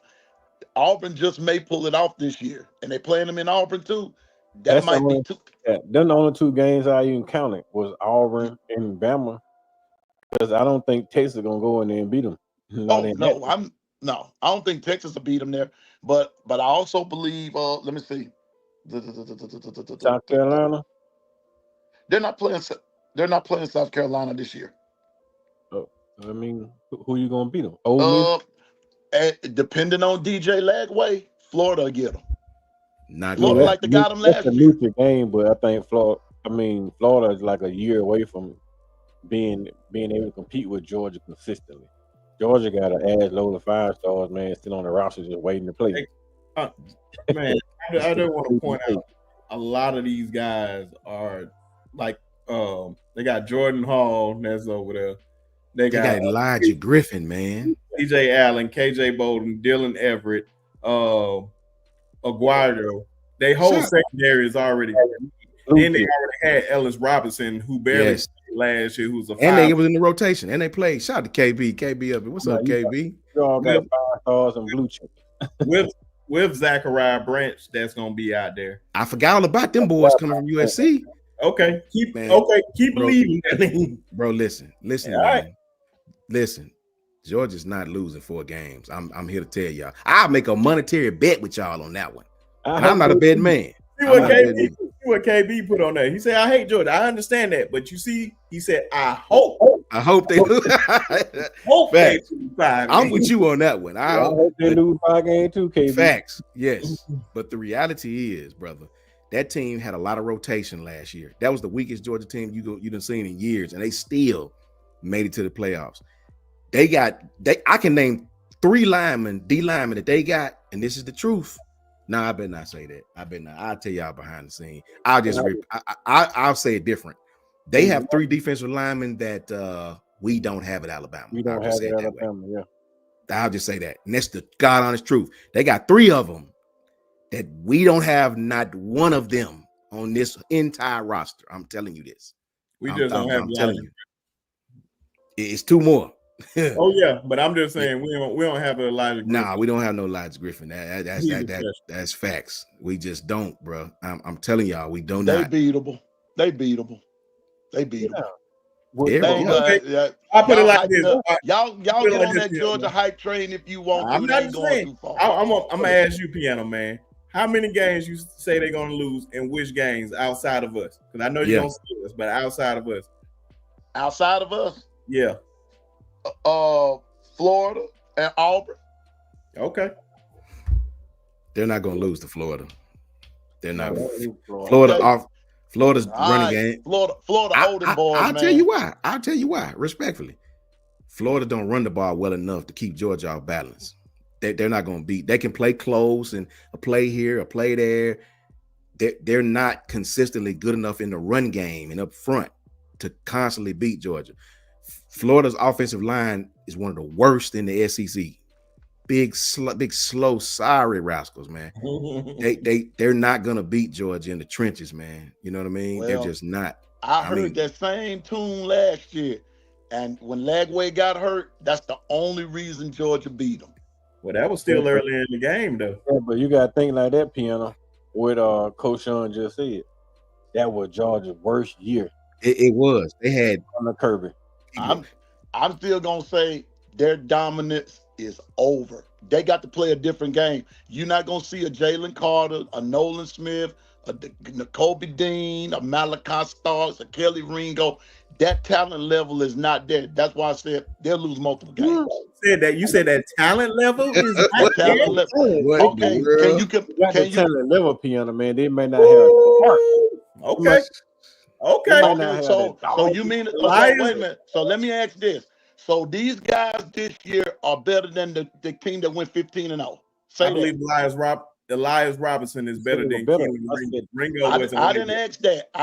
Yeah. I mean, you really can't say it because they just incoming freshmen and sophomore. Is this team gonna be better than their last chip team? You can't. I don't know yet. They're young. You got the talent to be better. They definitely do. They may not have the heart right now to be better. That's the difference between those guys. Those guys was seasoned vets with a dog mentality. And they wanted to kill everybody.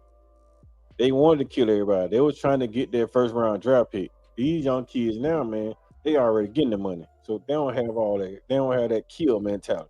They fun playing right now. Now when the profit sharing come in, they got to get back to that, kill everybody mentality because they got to get to the bag. They give them the bag before they get there. Now they going to have to fight to get the bag. I just say don't bet nobody. All those games you just said, Piano Man, do not bet nobody on them games. I got faith in my. I don't think Georgia gonna be all that what y'all saying. I want y'all to remember these names so we can play this back when the season starts. I want you to remember Elijah Griffin, Chris Jones. I want you to remember Jordan Thomas. I want you to remember Isaiah Gibson. I want you to remember them 3-4 dudes I just named to y'all, bro, because they monsters. And I was a bear or wolf. Yes. Yes. And just remember them, please, for me. You know what I mean? And then we're gonna see what we talking about. You know what I'm saying? KJ Bolden is another one, the young kid, got some PT. He gonna be he's a safety that can cover from hash to sideline on any side, right? He can play field. He can play the boundary. He can play in the box. Yes. Zayden Walker. That's another good kid. He can play the strong. That dude, KJ Bolden, he gonna be a first round shut down corner in the SEC. They shout out to Sun, man. $2 super chat. Can we get some UCLA prediction? You know what? For you, Sun, we gonna do one right before we get off here, man. Thank you, Sun. It's good to see you again, brother, and much love to you and your family. $2 super chat from the homie Sun. Can we get some UCLA prediction? We're gonna do it just for you, Sun. But KB, listen, KB. I'm no Georgia fan. Is that Quaisha? What up, Quaisha? I ain't even see you. What's up, Quaisha? What's going on? Good to see you, sis. I ain't see you, man. Chris Kemp. Hit 900. Did you hit 900? Man, facts, man. I'm not a Georgia fan, bro. But I just try to be honest with what I see. Georgia had the worst team they'd had in years, and they went 11-2 last year. The quarterback situation was in flux. If Gunnar Stockton have a decent year, they're going to be right back in the playoff, or at least right back in the SEC championship. You know what I'm saying? And this is why I don't really cheer us beating Georgia. You don't hear me saying that a lot unless a Georgia fan here talking crazy, because it don't mean nothing if we beat Georgia and then get beat by Vanderbilt the very next week. That win don't mean nothing. That Georgia, you might well let us lose the Georgia game. We were not good enough to sustain and beat Vandy the next week. The loss to Vandy is a much, much, much worse thing than the win over Georgia to me. Because we've been beating Georgia's ass for years, right? You cannot lose to Vanderbilt, bro, under no circumstances. None. Can Alabama lose to Vandy? We can't even talk like we good no more. You just can't, man. You just can't. Coach Sean. I gotta give props to Vandy. I gotta give thanks to Vandy. So Andy Doctor, it would fix my heart. Oh, okay, that's good business. Now that's good business. Now that we got to give credit to Vandy about. But that's even more to my point. We got our ass whooped by a bunch of damn philanthropists. No, bro. No. We can't talk like we good and you getting beat by Vanderbilt. No, absolutely not. I mean, it's just me. I'm not. You don't get to lose to Vanderbilt, then praise like we lost to Vanderbilt, bro. That is no disrespect, but that's the worst of the worst, man.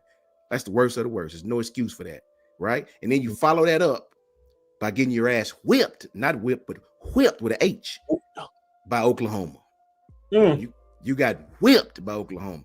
We don't get to talk like we good, bro. We don't. You got to redeem yourself this season, and then we can talk. Got murdered by Oklahoma. Then turn around and got murdered by Michigan. So yeah, I agree, Tristan. But but this is Alabama. You should never lose to Vanderbilt. Never. No. Yep. Georgia wouldn't have lost to Vanderbilt. I don't care how close they played them. But Texas, they have lost to them. Well, they didn't lose last year like we did. But it happens though, Coach Sean. It happens to everybody. But they played Texas just like they played us in Georgia. Yeah, and they beat us, but they beat them. Thank you. So I don't care what happened 3 years ago. We lost to Vandy our last football season. That is inexcusable, bro. That is inexcusable, right? And then you follow that up. You say, okay, well, it happens every once in a while. I got you. Well, you follow that up by 3 weeks later, getting your ass whooped on TV again by Oklahoma. Nah, we don't. I don't wave the Bama pom pom on that. What we gonna say this time? Well, that just happens.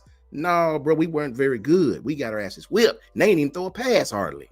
Then you follow that up by getting beat by Michigan, another team that didn't throw a pass. You just couldn't stop them. So nah, brother, I don't. Georgia wouldn't have lost those games. Nor would have Texas. No championship caliber team would went out there and got embarrassed like that. That's on us. We got to take that on the chin. You got to redeem yourself this year, bro. You got to come back and let everybody know, okay, we had a little faux pas, no problem. You got to come put your foot in everybody's, you know what, this year to let them know Bama is still Bama. That's just how I feel about it.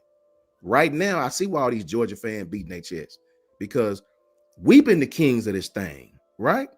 We can't get beat by Vandy and Oklahoma and act like we still kings. You just can't do it. It don't work like that, bro. You got whipped by inferior competition. That's the God honest truth. Kangaroos that got beat by Tennessee and they gave us 3 turnovers. Facts. And we didn't score on none of them. And don't look now, but your ass almost lost to Auburn. You kept giving them the ball. You about screwed the pooch on that one. You know what I'm saying? So we live in a lot of folks won't admit it out loud, man. A lot of these players are living off the players of the past. Hey. We don't have a lot of guys that have that kill everything. We got to redeem ourselves, Brinsky. Talk to them. It's a lot of people. If y'all really want to be honest with yourselves, which I think a lot of you won't be, that this team is not built like those teams of the past. Only this season would determine to see if we have some of those guys on the roster that really want to go out there and kill everybody. I don't know. Do we have those type of guys? I know certain guys, but I don't think it's a bunch of them. And if it was certain guys, those other guys would have whipped that play into shape. It's too many guys that's worried about their NIL money, worried about playing time and all that. The playing time that I don't think some of them going to see. Not going to call any names, but I think if you've been following us, you think of one player that I'm talking about in particular. Yeah. But hey, man, we're gonna see who really won it for real this year. All that talking ain't gonna do nothing. We're gonna find out. We got people talking crazy. We had Vanderbilt players talk crazy in the past, and guess what? And they got their ass whooped. Cuz. 0, nada. That was a kill mentality. 60. And that's all I'm saying. I agree with Brinsky. Will you guys step up to the plate? I don't think those guys would do that. Hold those guys accountable, man. We gonna see. We gonna see if you about that life. If you want to represent the University of Alabama, I always say the same thing all the time. The standard is standard. It doesn't matter. We're not supposed to lose to Vanderbilt. I don't give a damn if Georgia lost to them. I don't give a damn if Kentucky lost to them, Texas, or whoever. We are Alabama. We don't lose to them. If we are the cream of the crop, or we the kings, we don't lose to that team. Facts. And that's all I'm saying. I hear what my brother Piano Man saying, and he's right, as far as the past. But all people gonna remember is us losing to Vandy. They're not even gonna remember the Georgia game. Because at the end of the day, Georgia made the playoffs. We didn't. What did Pavio say? Pavio said, ain't nobody scared of Alabama anymore. That's a problem. Yeah. People used to fear Bama. They can talk all that smack, the fan base, we want Bama. As soon as that bus pulled up, the whole stadium get quiet. People used to fear Bama. They don't fear Bama anymore. We don't have that fear anymore. Everybody's excited to play us. Excited to play us. They know that Bama is not tough. Beating the hell out of other players if they ain't living up to the standard. As Reuben Foster. They used to fight in the locker room at halftime. Facts, man. KB said it. He said the same thing. We don't have guys to hold other guys accountable. And see, that's it. You need some Rolando McClains in the locker room, dog.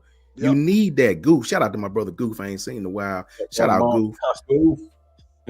You need that, guys. And that's all I'm saying.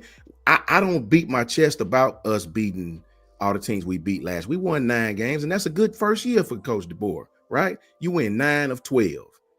I ain't mad about that. But as a competitor, I can't sit here and be mad at the Tennessee fan. I mean, I dislike Tennessee over all fan bases, all of them. But guess what I won't ever do? Because I make myself look stupid. Guess what I'll never do? I'm not going to get on here beating the Bama chest when the only memory they have is of us getting beat by their little brother. And they're right. I can't say much. I don't give a damn what we done 2, 3, 5 years ago. We ain't done nothing of late. Let's just be real. We ain't done nothing. We lost to Vanderbilt, brother. That is unacceptable by anybody who played at Bama, any fan. And the only way to fix it is to go out and whoop some ass this year. Then we can put our crown back on and say, cometh forth, all ye faithful, right? Right now, only memories us getting whipped, man. That ain't cool. And you can't be mad. It's the truth. I hear these Tennessee fans in my inbox talking me to death, right? I just try to cut it short, bro, because they be telling the truth. Now, they go a little extra with it, but they deserve to talk, man. Right now, at this very moment, Tennessee can say what they want to me. And I don't have nothing to fight with, bro. They beat us. They made it to the playoff. My team didn't make no playoffs. My team was at home watching. And that's the honest reality of it. You can't get away from it. And we were talking smack, too, because they were then got and laid the egg. And lay the egg. Should just let us in. You're going to get out there and get your ass whipped like that. I think Nico sold that, man. I really do think Nico blowed that game intense. Much love, Chris. Good to see you, my brother. Thank you. I'm going to be going live a little bit more, man. I'm back, and I really appreciate you, Chris. Thank you. Let's see what KB said. KB said the thing is, Coach DeBoer didn't win the games he was supposed to win. And see, that's all I'm saying, Kangaroo. Kangaroo, just that comment describes what the hell I'm trying to say. We didn't win the games that we were supposed to win. That's all I'm saying. Then on top of that, losing a game when your defense gave the offense 3 extra possessions. Exactly. That's hard to swallow, man. When you really look at the quality of what he's saying, that's hard to swallow, guys. We lost to teams that we know damn well we weren't supposed to. For God's sakes, man, Oklahoma didn't even throw a damn pass for real. And we lost. Michigan lined up in the rain and just ran the same play at our asses over and over and over. And they won the game. That is hard for me to swallow as a fan. Vandy did the same thing. Vandy couldn't stop the wishbone. Couldn't stop it, man. So that's tough for me. That's tough, man. So when I see these Georgia fans talking and these Tennessee fans talk, I mix it up with them, but I don't go too hard because they always hit me with y'all lost the such and such, and ain't really much I can say. What do I have to fight with? I can't say, well, we beat you, which we did, because here with the very next week, within 7 days, we facts. We had the highest of highs and the lowest damn lows. You know what I'm saying? So hey, think about and Coach Sean, now I'm just optimistic as a fan, facts. But as a player, it pissed me off because I know we could be better. I mean, like what KB saying right there. Yeah. The game that you're supposed to win, you lose. That's embarrassing. Matter of fact, it questions your. I'm just gonna say it questions your manhood. Yes, that you losing to a team that you're supposed to beat. So I mean, man, we just got to come with it this year. I'm optimistic that we will. But my thing is that as it relates to Vandy and Oklahoma, those 2 right there, and Tennessee, those 3 right there, yeah, that's inexcusable. Because Nico that was the same Tennessee team that went to Arkansas, and Arkansas took care of business on them boys. Yes, we acted like we didn't know how to play. Yes, we did. So, and that's all I'm saying. That's all. so I'm I saying. mean, I get it, but I'm just being I'm being optimistic, but let me also Fact. be realistic at the same time. You're right, because when like last night on the show, them Georgia fans were letting us have it. And I said, sure, we did. Yeah, we know we lost to Vandy. What else is new? But in my heart, I was almost crying because Me too. I'll be like that too, Piano Man. I'll be like that too, bro. Like, I had a lump in my Yeah. throat, man. Cause it's a dude on them, KJ, and another dude in NGB. They were letting us have it about Vandy. and see, they gonna cling to that, Piano Man. You know, They don't even care about we beat you. Y'all lost they know to Vandy. and they also know the Georgia fans in their heart of hearts know Bama owns them. They know that part. Matter of fact, some of them are already expecting us to beat them again this year. Right. But what the flip side of that is that they say, okay, but let's see if you're gonna handle Oklahoma. Let's see if you're gonna beat Tennessee. Let's see if you're gonna beat Vandy. Y'all lost to Vandy. Vandy. And you get tired of hearing that. But guess what? It happened. So, like you said, Coach Sean, the player side of me, you better get out there and get your end in gear. Because if you don't, you get out there with all that passy and all that. See, I got that from you, Coach Sean. You get out there all that passy and blinging.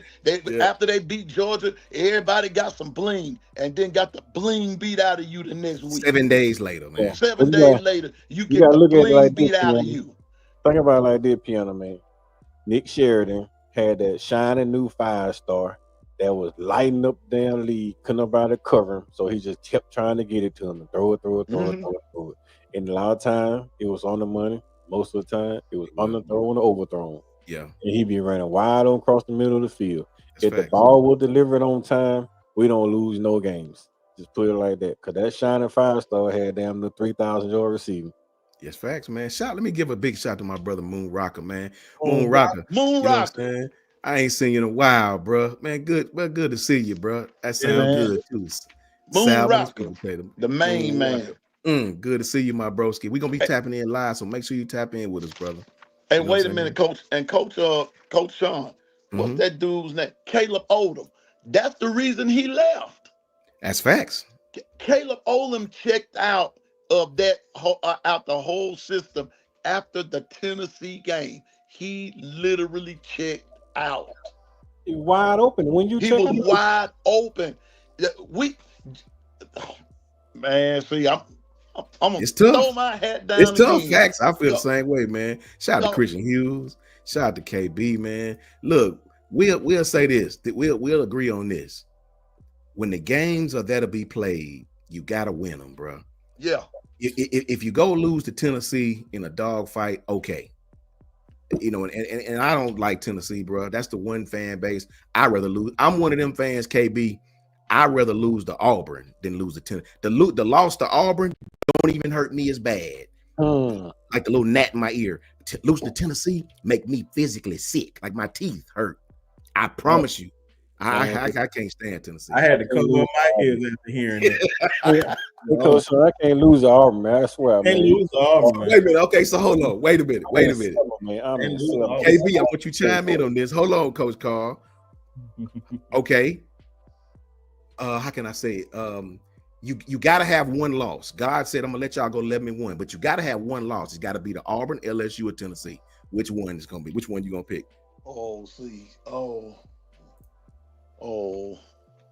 Let me hear what y'all say in the chat. It's got to be to Auburn, LSU, or Tennessee. The good Lord said, I'll make y'all go 11-1, but you have to lose to one of them. For me, it can't be Tennessee. Give me the LSU loss or give me the Auburn loss. I can't do Tennessee, bro. I can't physically take that, Gil. I can't physically take it. I hate LSU, but shit, give me LSU. Can't root LSU. What about you, Gil? It's got to be one of the three. Piano Man. Hold on, so you would take LSU over Auburn? Yeah. I lose to LSU. I lose to LSU too. I don't know. Oh, you can't. Oh no, I thought he said pick a game that you don't want to lose to. No, you have to lose to one of them three. Oh, LSU. I'll take LSU. I'm gonna reluctantly say LSU because like I told y'all the other day. No, Tennessee. Tennessee. No, be sharp. No. But only reason why I don't want Brian Kelly ass to win nothing. I need his ass gone. No, matter of fact, he needs to stay there because he's doing a great job at what he's doing. The only thing he's done good was get my boy, and I want him to decommit and go somewhere else. But I don't like Brian Kelly. You know what? That's kind of tough.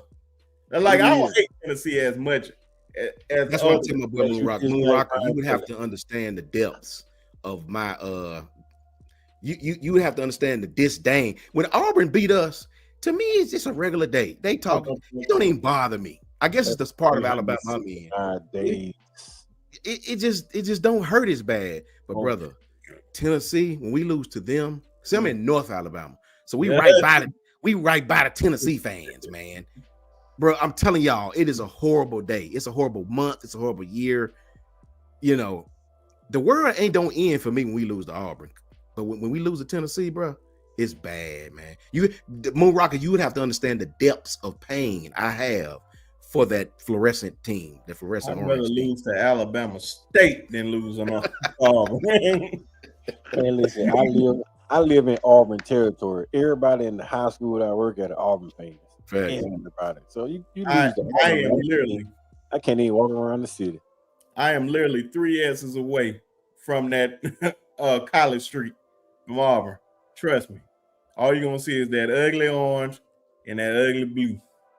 F Auburn. BT, look at what Bino say. He said, God, send me to hell because I can't stand losing nothing. Hey, I'm with him. I'm with Bino. Facts. I just hey now, Coach Sean, you man, why would God do me like that? Where I don't know who I dislike the most. LSU, Auburn, Tennessee, Georgia, the Dallas Cowboys, or the devil. Certainly not the Cowboys. Please, no. I can't stand the Cowboys, and the Cowboys fit right up in there with LSU and the rest of them. Yes, they do. They fit right up in there with them. And for God to tell me I'm gonna let you go 11-1, but you're gonna let you go, Lord, why you do me like that? But let me lose to the Cowboys. Let me lose to the Cowboys. Lose to the Cowboys. But out of what you just named, I can't. I live closest to LSU.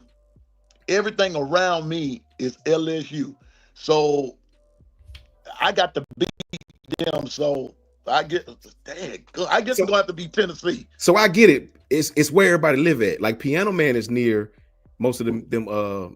I'm near Louisiana. Okay, B Sharp and Coach Carl is near a bunch of Auburn fans. I'm near a bunch of Tennessee fans. You know me. You know Marquita. We all up here in North Alabama by these dadgum Tennessee fans, man. And they are something different. I'm telling, bro. They tore their gold down and marched that some bitch all the way to the lake or somewhere. To the river. They put it in the river. Bro, they different. I'm telling y'all, they. Bro, I can't explain. I hate Tennessee, bro. I hate Tennessee, bro.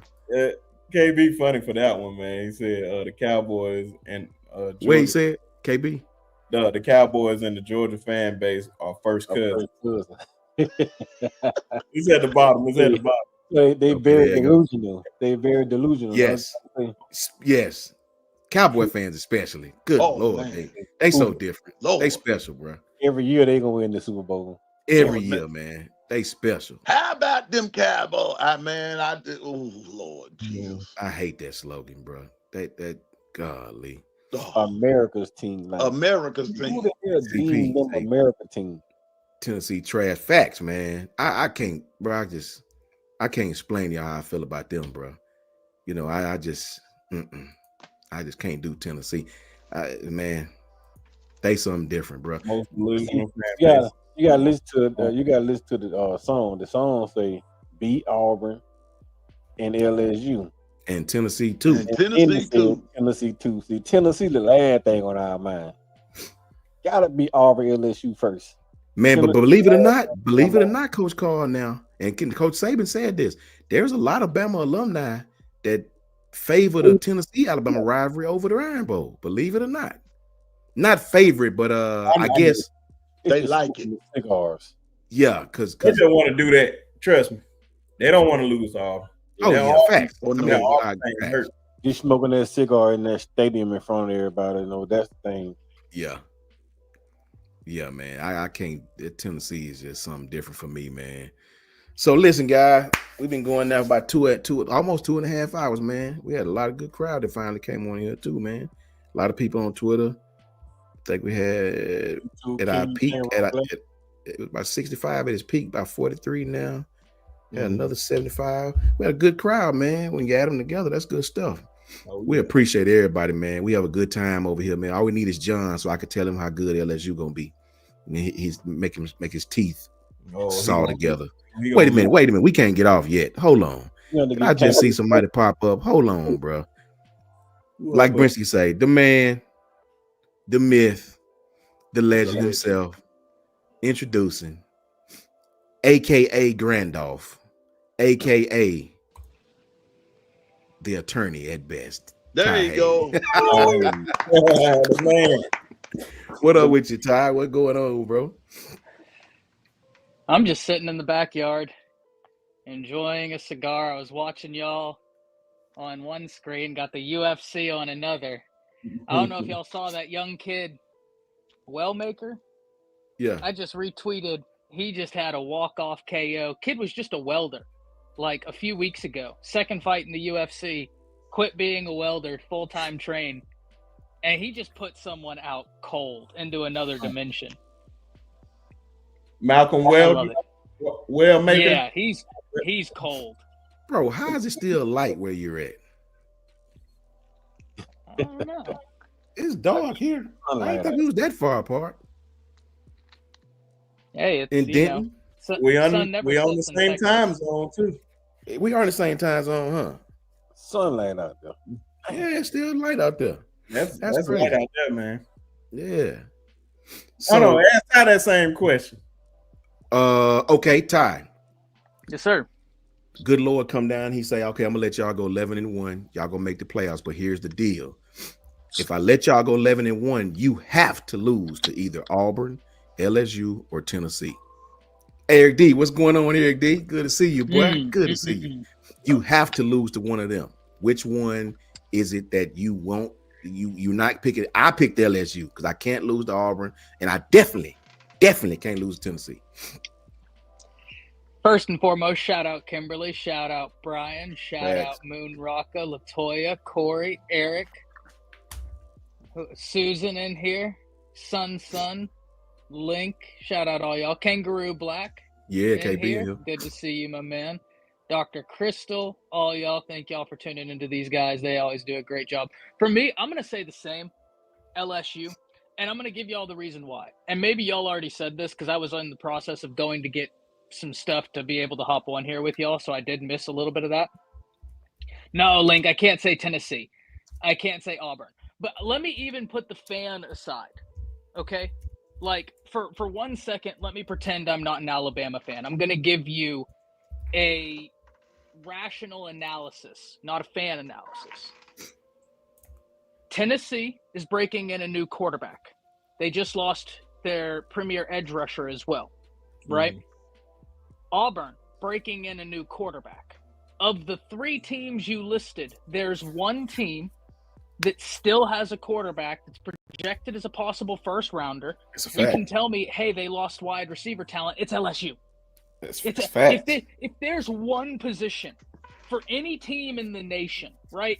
Like, I'm not worried about LSU and wide receivers, just like I'm not worried about Ohio State and wide receivers, just like I'm not worried about Alabama. And really, running backs are a lot of positions, let's be honest. Alabama has been able to do good.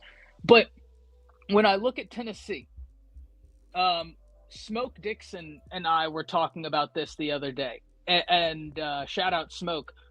I was asking him his thoughts on the new Tennessee quarterback. And I was asking him, hey, how do you view this, given that he's now in a system that in theory is a little bit easier in the sense that I always liken Tennessee's offense to a multiple choice test where instead of having 4 to 5 answer choices, you have 2 or 3. Because the way they spread you out, the quarterback has a very clear eye of what's going on in the defense because he spreads them so thin. You do that motion, he knows, like, okay, if the safety's in the box, we're going to stress your corners one-on-one. They're so out wide. If he doesn't go in the box, I'm going to have them run this. Facts. So, and Smoke was saying, hey, yeah, that's fair, but, like, the guys turned the ball over a lot. You can't do that at Tennessee. So it can't be Tennessee. It can't be Auburn. And I'm even taking out the rivalry aspect. Once again, I'm looking at this not as an Alabama fan. I'm looking at this as I'm a UNT fan right now. Yeah. Wink, wink. Right? It's because LSU's defense should be better. Should. I still don't think it's going to be great. I am a little bit curious. I won't say worried, but it's in between curious and worried about LSU's offensive line. But I know that they have a really good running back in Caden Durham that can do a lot, right? Like, you give the ball to Caden Durham, that guy's a track guy. Like, I'm talking 10-2, 100-meter dash. He'll outrun everybody on the field not named Damani. That's how fast he is. But he's also good out the backfield catching the ball. I know they're going to have good wide receivers. Didn't they get Barry and Brown, too, out the transfer portal? So they got Nick Anderson from OU. Like, let's really put people on game here about what LSU has at that wide receiver room. They got Barry and Brown. They got Aaron Anderson. They got Nick Anderson. Already, those three right there, I'm sitting there like, damn. Facts. And Nick Barry Anderson and Brown, he 6'5". fast as hell, man. He's fast as hell. Yes. Aaron Anderson is crafty. He's a crafty wide receiver. Barry and Brown fast as hell. And Nick Anderson, people forget, is a true freshman. He was really looking like he was that next dude at OU. Had some injury stuff happen, ended up transferring out. But it's because LSU returns a quarterback. And when I look at Auburn, y'all know that I have a special place in my heart for Jackson Arnold. So it really hurt me that he went to Auburn because I want him to succeed. My biggest question and concern for Jackson Arnold and Auburn is, gentlemen, what was something that Jackson Arnold kind of struggled with? Is he'd get rocked as a young quarterback and the confidence looked like it was shaky. Well, what happens when the confidence gets a little shaky and then your head coach throws you under the bus like we know Hugh Freeze will do? Yeah. That's not going to do anything for his confidence. The answer to me is LSU. Just from, not even as a fan, just looking at this, trying to be unbiased, the answer to me is LSU. Facts. You know what I mean? We all picked LSU because I can't lose to Tennessee. Don't want to lose to Auburn. Okay, what if we shave it down to Auburn or LSU, Auburn and Tennessee? What if we shave it down to Auburn and Tennessee? We'll let y'all go 11-1, but you got to lose to Auburn or Tennessee. Which one did you have to lose to? That's the only rule. That one loss has to come to one of those teams. Everybody on the panel say, except for me and Piano Man, and I don't even know what Piano Man said about this one, because me, Piano Man, and Coach Carr picked LSU. If you take LSU out, for me, it's still Tennessee, though. And I guess it's what I'm finding out tonight is where we live at. Where Piano Man is, he's near those Louisiana people. Where Coach Carl and Brinsky's at, they're near a lot of Auburn fans. Where I'm the part of Alabama I'm in is right by Tennessee state line almost. Mm-hmm. So we run into them all the time. So it's tough. It's tough. That's interesting. That's interesting. Man, for me, I'd probably. Okay, which one's on the road? Auburn. Auburn this year, right? Auburn's on the road this year. Yeah. See, I know that's almost a cheat because personally, to me, I'd rather lose to neither of them. But you know how I feel, Coach Sean. You and I had this. Yes. I'd rather beat Auburn and lose to Tennessee than beat Tennessee and lose to Auburn, especially for in-state. You know what? No, that's still going to be my answer because of in-state recruiting implications. I don't want Hugh Freeze to have anything at all to say to Alabama, where Alabama's still in a transition, right? We're still in a transition period. It still, to me, is Tennessee. I think that Tennessee's offensive system is still really tricky to deal with. Yes. I think that Alabama dealt with it really well, and I love this secondary to be able to deal with it. It's still Tennessee because of the in-state recruiting implications to me. Fair enough. Me and Eric D on the same page. I just can't. I get it. I think it's a golly. I can't. I haven't experienced pain, man. Y'all haven't experienced pain, man. Losing to Auburn 6 straight years still bothers me to this day. That's tough too. Golly, I remember them days. That's Going tough. through. That's Eric, tough. and what Eric said right there, I think is very logical. Yeah. He says, I don't want to lose to anyone in Tuscaloosa. That's why I asked, because Jordan Hare for Georgia and Alabama is cursed. It's like this Super voodoo cursed. on it. Yep. Yes, it is. Right? Yes, sir. So if Alabama loses to Auburn on the road, it sucks. But it's also like Alabama fans everywhere, they're going to be down. But there is this thing of like, damn, freaky things happen in that stadium. And that's probably how Alabama would lose. But to me, it's still that right now, even though I probably don't feel as strongly about this as like Brinsky does or as Coach Sean does. Piano Man, maybe you, Coach Carl, maybe you. You and us two, being me, Piano Man, me, Coach Carl, we haven't had this conversation. Facts. About Alabama in-state recruiting. I'm of the mindset that, like, go get the best players no matter where they're from. That doesn't mean don't lose all the players in Alabama, because you have to win the battles in your state that you can't afford to lose. But recruiting is so national right now that, like, it's not like it was in 2000, 2001, 2002, 2003, where, like, you're recruiting nationally, but you really want to lock that state down.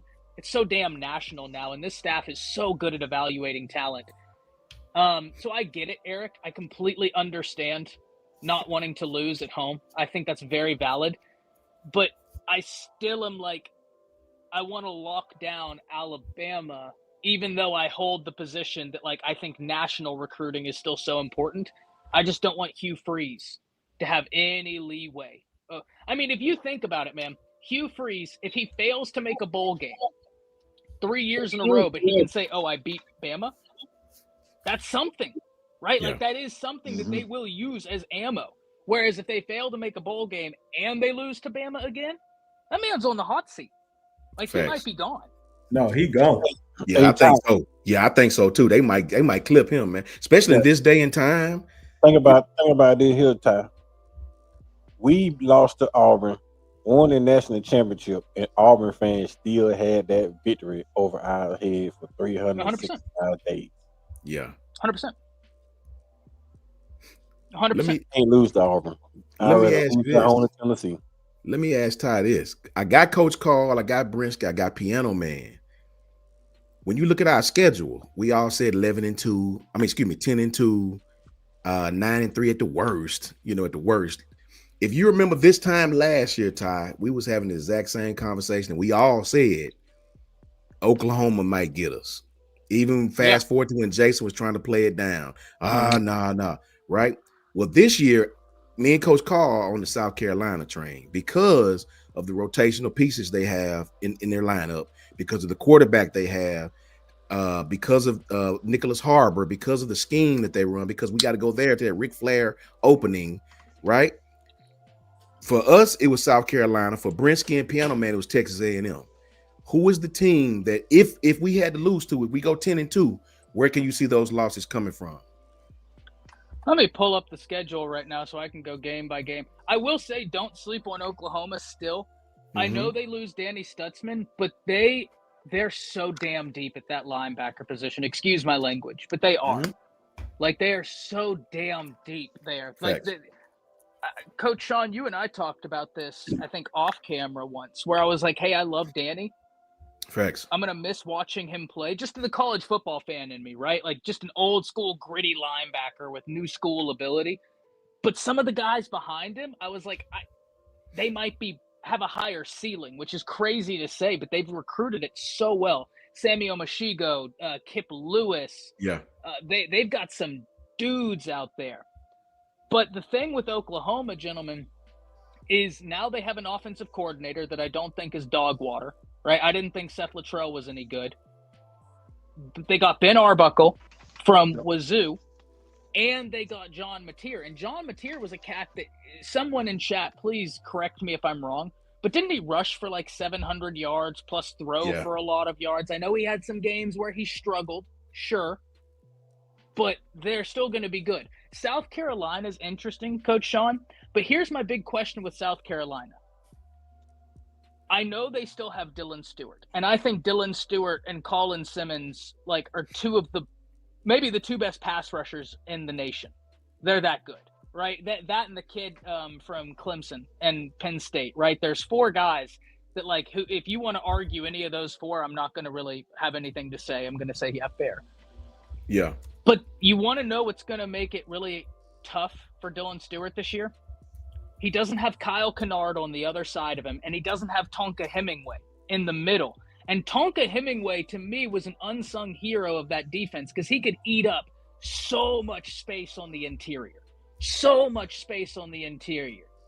Now Dylan Stewart, he's still a dog, but to me, last year it was really hard to double Dylan Stewart because then you're one-on-oneing Kyle Kennard, you're one-on-oneing Tonka Hemingway, and if they send a linebacker, you got a lot of heat.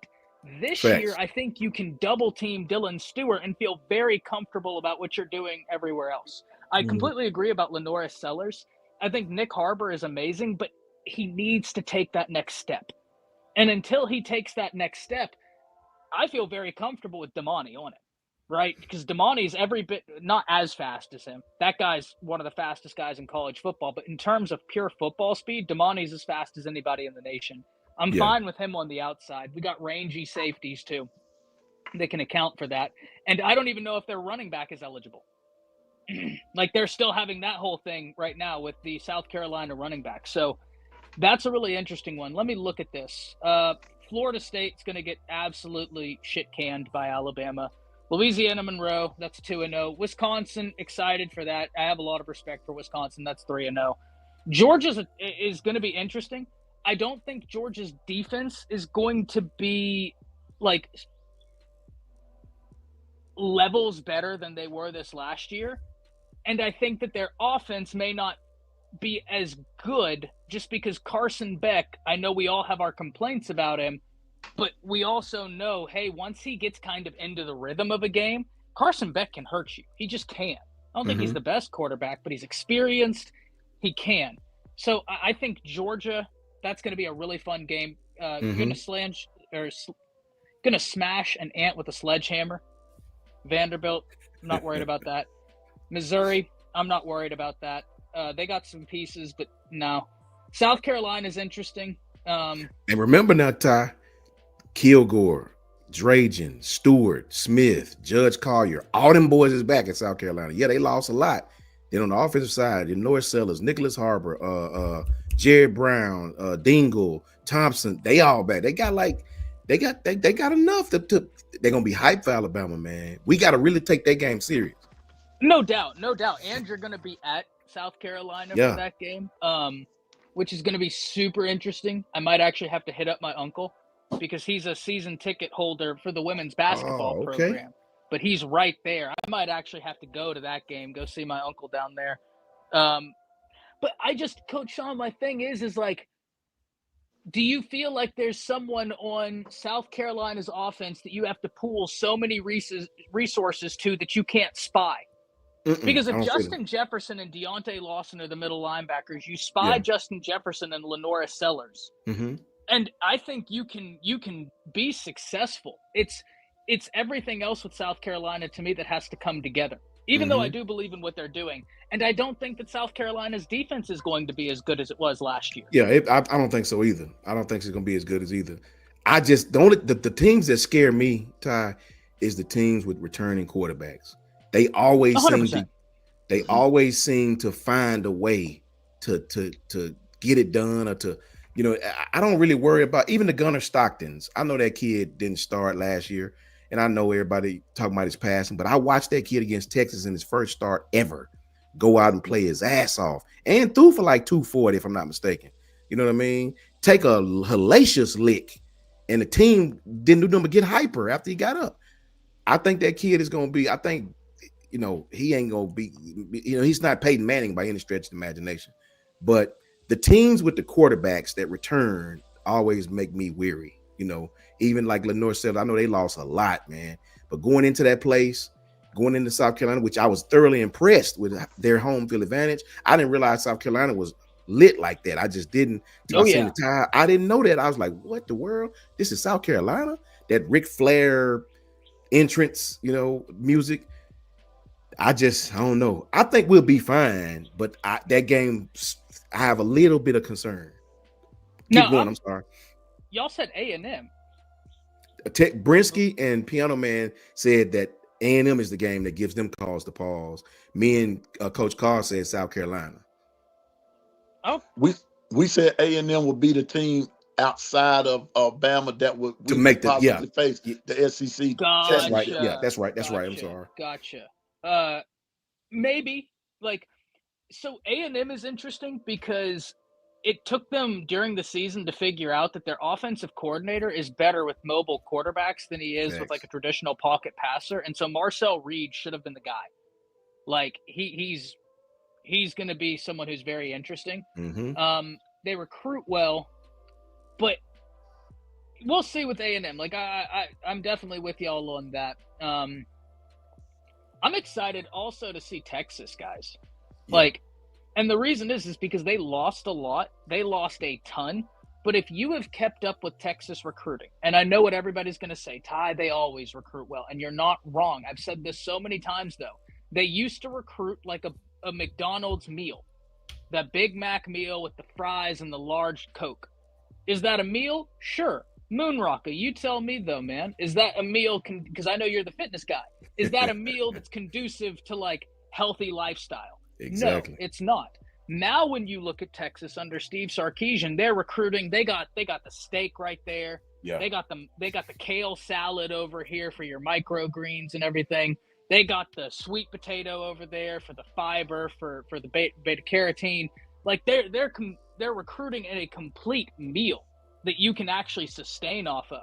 I'm really interested to see how they rebound after losing all that. And they're the only program in the nation that for 4 or 5 years straight has returned their offensive coordinator and defensive coordinator.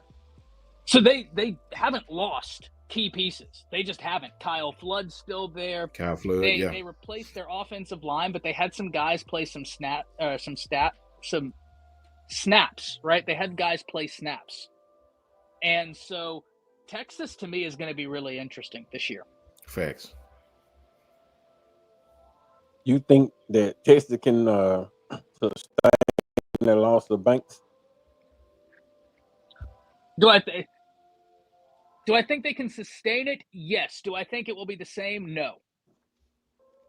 Right? Like, I think they've recruited well enough that they're going to be like, okay, we can put someone out there who will be serviceable. Mm-hmm. But if they're able to put someone out there and replicate what Banks did, shit. Like, that's going to be unbelievably impressive. I don't think they're going to do that. I don't. But I also don't think that the offensive line fall off is going to be as bad as a lot of people think it's going to be for Texas. Because Kyle Flood is a great offensive line coach. We saw what he did at Bama. If you were watching when he was at Rutgers, he turned that offensive line around, was great at Bama, and has been great at Texas. So I have a lot of faith in Kyle Flood as a coach for them to be serviceable. So to answer your question, Coach Carl, no, I don't think they're going to trot out another Banks. But I do think they're going to trot out somebody that Sark, even if the guy is like struggling, it's Sark. He can scheme something up to account for having not the consistency of Kelvin Banks. But I still think it's going to be a good offensive line. Yeah, because that was my biggest question, because when we lost our right tackle, we had problems on the right side after we lost our right tackle. So that's what I'm saying. Then you losing Kevin Banks, it's gonna be hard to replace the first round pick, man. So no doubt. And Coach Carl, Coach Sean Brinsky, Piano Man, I want to hear y'all's take on this, right? Because that's a great point, Coach Carl, about Bama lost their right tackle and they've had a really hard time replacing it. But also, when I look, there's some situational differences that I want to get y'all's opinion on. Bama lost their right tackle, and then they've gone from Wolford. They went from Doug Marrone, who was an absolute disaster. Yeah, he was terrible. Right, that was a disaster. Didn't want to recruit. And then Wolford just tried to have the biggest offensive line known to mankind. And now this season where you had Coach Cap, I think Coach Cap did an amazing job, considering you had as far of a scheme change as you could have had. From an offensive line that you're just like, hey, stonewall them, to an offensive line that you're saying, hey, get out in space and move. Texas has had continuity from a play calling perspective and from a coach perspective.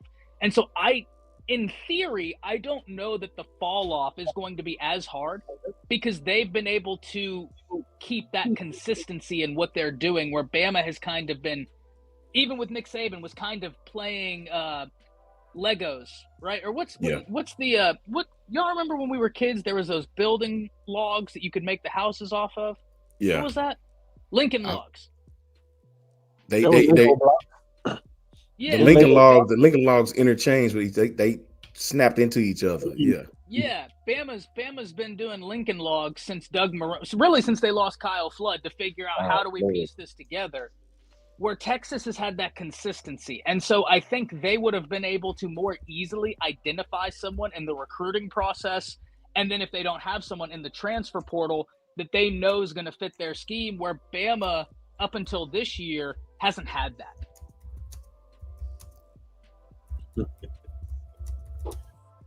Very crazy. Yeah, I got you, Ty. I understand where you're coming from. It's just that, man, Kevin Banks was a monster, man. He was unbelievable. Moon Rocker, I feel you, bro, but I meant as far as in the construct of losing to them or losing to Tennessee. You know, I losing to Auburn to me wouldn't be no big deal at all if I got to pick between them two. Saying that, just don't come down south. If you come down south, you would never want to lose to Auburn. See, up here, we don't even care. Auburn is like, if even the years when they look up and win, it just nobody cares. It's like a little gnat in my ear. Nobody care about you. But losing to Tennessee is earth shaking. I just can't. I just can't, bro. We lose to Auburn, man. Bama fans start transferring jerseys and everything down this camp, boy. Like, you was a Bama fan yesterday. You lose to Auburn, then they Auburn fans the next day. I was with Auburn all year. I just wore that Bama crap, man. It's different in the middle right here, man. Paint down here. Nah, I can't do Tennessee, bro. That's my number one enemy. We don't even see Tennessee jersey down here. I don't think there's nobody in our area even root for Tennessee. You see them up here, bro. Like they get tattoos on their skin, bro. That ugly T. Like it's unbelievable, bro. You wouldn't believe it. You know what I'm saying? And they, I just can't stand them, bro. And then like Ty said, from the recruit standpoint, if we lose to Auburn, we probably lose Sandarius Morgan. Like, hell no, you can't lose Auburn when you got Sandarius Morgan right here. Like, right there by Auburn. Like, shit, what? See, y'all in the thick of it. You in the thick of it with Auburn fans. Y'all right there in harm's way. You know what I'm saying? I got a little distance between me. Me and Piano, man, we got a little distance. I like being in harm's way because I let them know. Brisket mad about the two guys in Tuskegee that leaving and going out of the state. Hell, I ain't mad. Shit, they ain't go next door. So, shit's making even Auburn. Shit. I lost my two cousins to Auburn, man. If both of the Falk kids are at Auburn, and we know Kildred is a monster. Kildred gonna be a sick person, second round draft pick coming out of college. Second round at worst. Yeah, that's tough. That's stupid tough. He was Auburn, bro. Like, so listen, guys, we've been on there for a while, man. Ty, listen, bro, it really warms my heart as a friend to have you back on the panel. Everybody been asking about you, bro. We know you've been somewhere solving cases and freeing the innocent, bro. We need you to stay on that, man. You know what I'm saying? We've been, in my words of my brother Brinsky, we've been screaming the old slogan, F them trees. I told Brinsky need to coin that. You know what I'm saying? Put that on a t-shirt. You know what I'm saying? He got the whole world saying F them trees. Me and Piano Man, his channel popping, going hard. Him and KB doing big things. It's been rolling, man. Coach Carl just had a scare. You know what I'm saying? So it's been going crazy, man. Everybody back asking how everybody doing. Just happy to be back on, man. My daughter been having me stretched from state to state doing this travel stuff, man. And it's my bank account with screaming louder than me. You know what I'm saying? These damn hotels, man. Damn. You know what I'm saying? That's all I can tell you. You know what I mean? It's crazy. Hotels used to be $60, $70 a night for a decent one. Now, man, listen. Here's what you do, though, Coach. Here's what you do, because your channel is monetized, right? Yes, sir. Okay, stream. That's a write-off. Really? You were using it to stream? Using it to stream. Oh, see, that's why we need to talk, bro. See, I learned so much from. See, I know nothing when it compared to this stuff, man. I thank you, Kimberly. I appreciate you. You guys make the show, man. Seeing my brother Moon Rocker come back, Eric D. That's right, man. Everybody, tell them, Piano Man. You guys, man, y'all the reason we thrive. We do what we do, and man, I appreciate everybody. So, Moon Rocker, good to see you, brother. Good to see you. And Dwight. The most talented man in the building. You know what I'm saying? That's right. My producer. I was laying in the hospital bed, and I was like, "Man, these boys online. I can't say a word. Fact. Being tight. I just gotta put the phone to my ear and listen." So it was like it was a whole lot of motivation for me to try to get out of that hospital room and come back just to sit here and talk to y'all, man.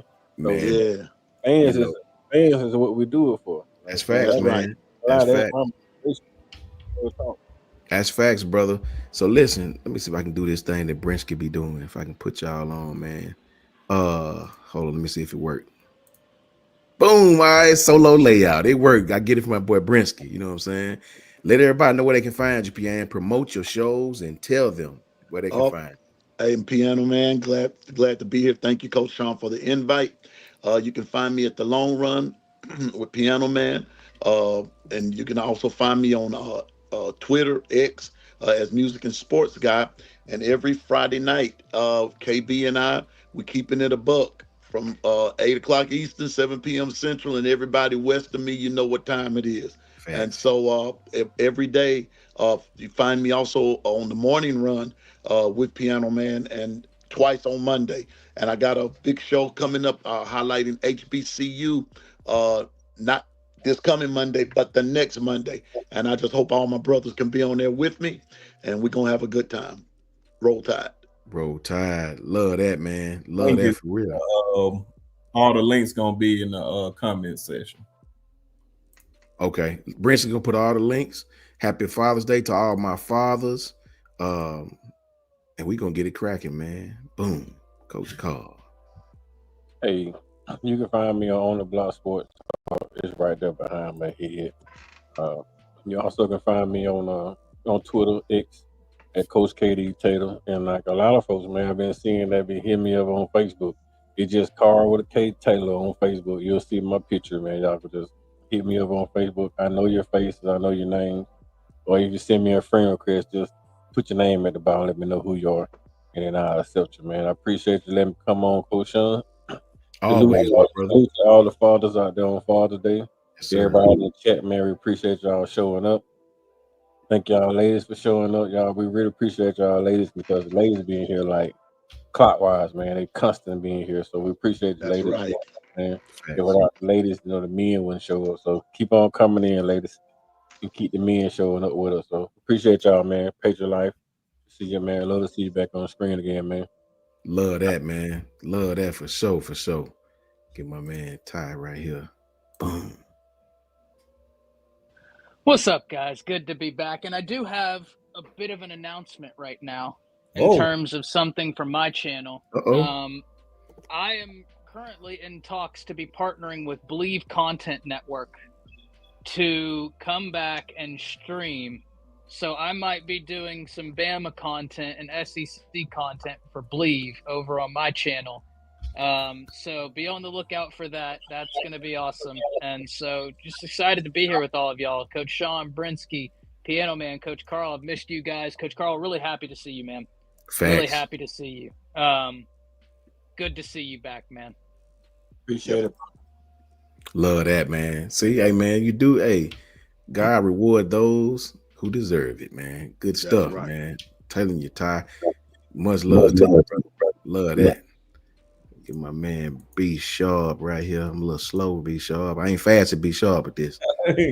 Oh no, man. I never had it like this, so I need to ask you how you got it like this. But man, y'all can definitely follow me.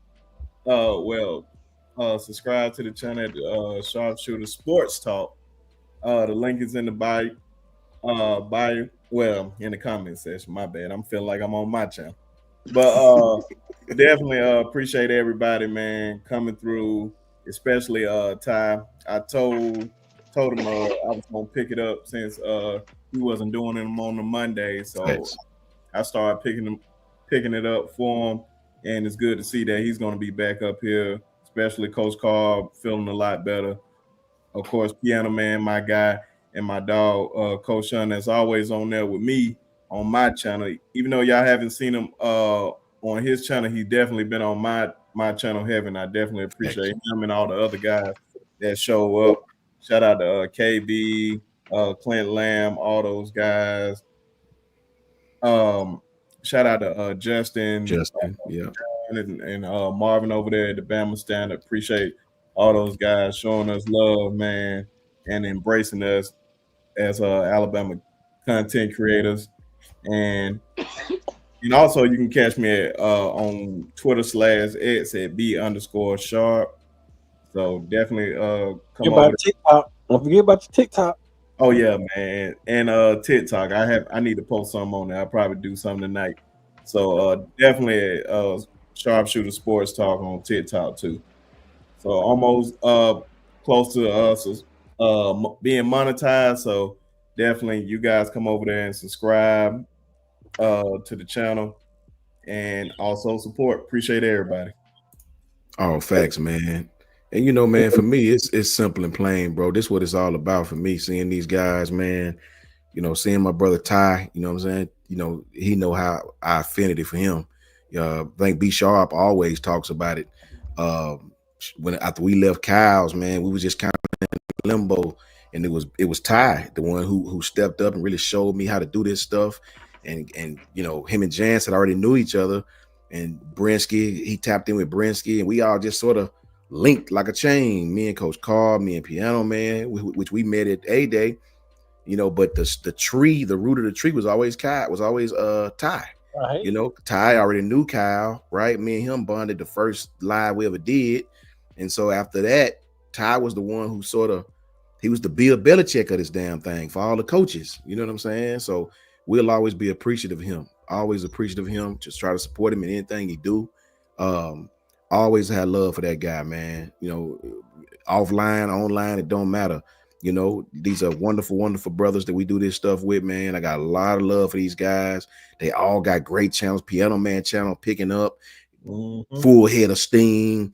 KB doing big things over there as always. Justin Smith, you know, Clint Lamb, you know, Coach Al, all the guys at Bama Standard, you know, Justin and Marvin and Smoke and all them boys doing their thing. And you know, Jance, my boy 716, Jance could stay offline for 2 months, pop up and have 100 subscribers in 30 seconds. I mean, it's just, they all do big things, man. And it's all stems from around Ty, man. And so we appreciate him. We appreciate each other.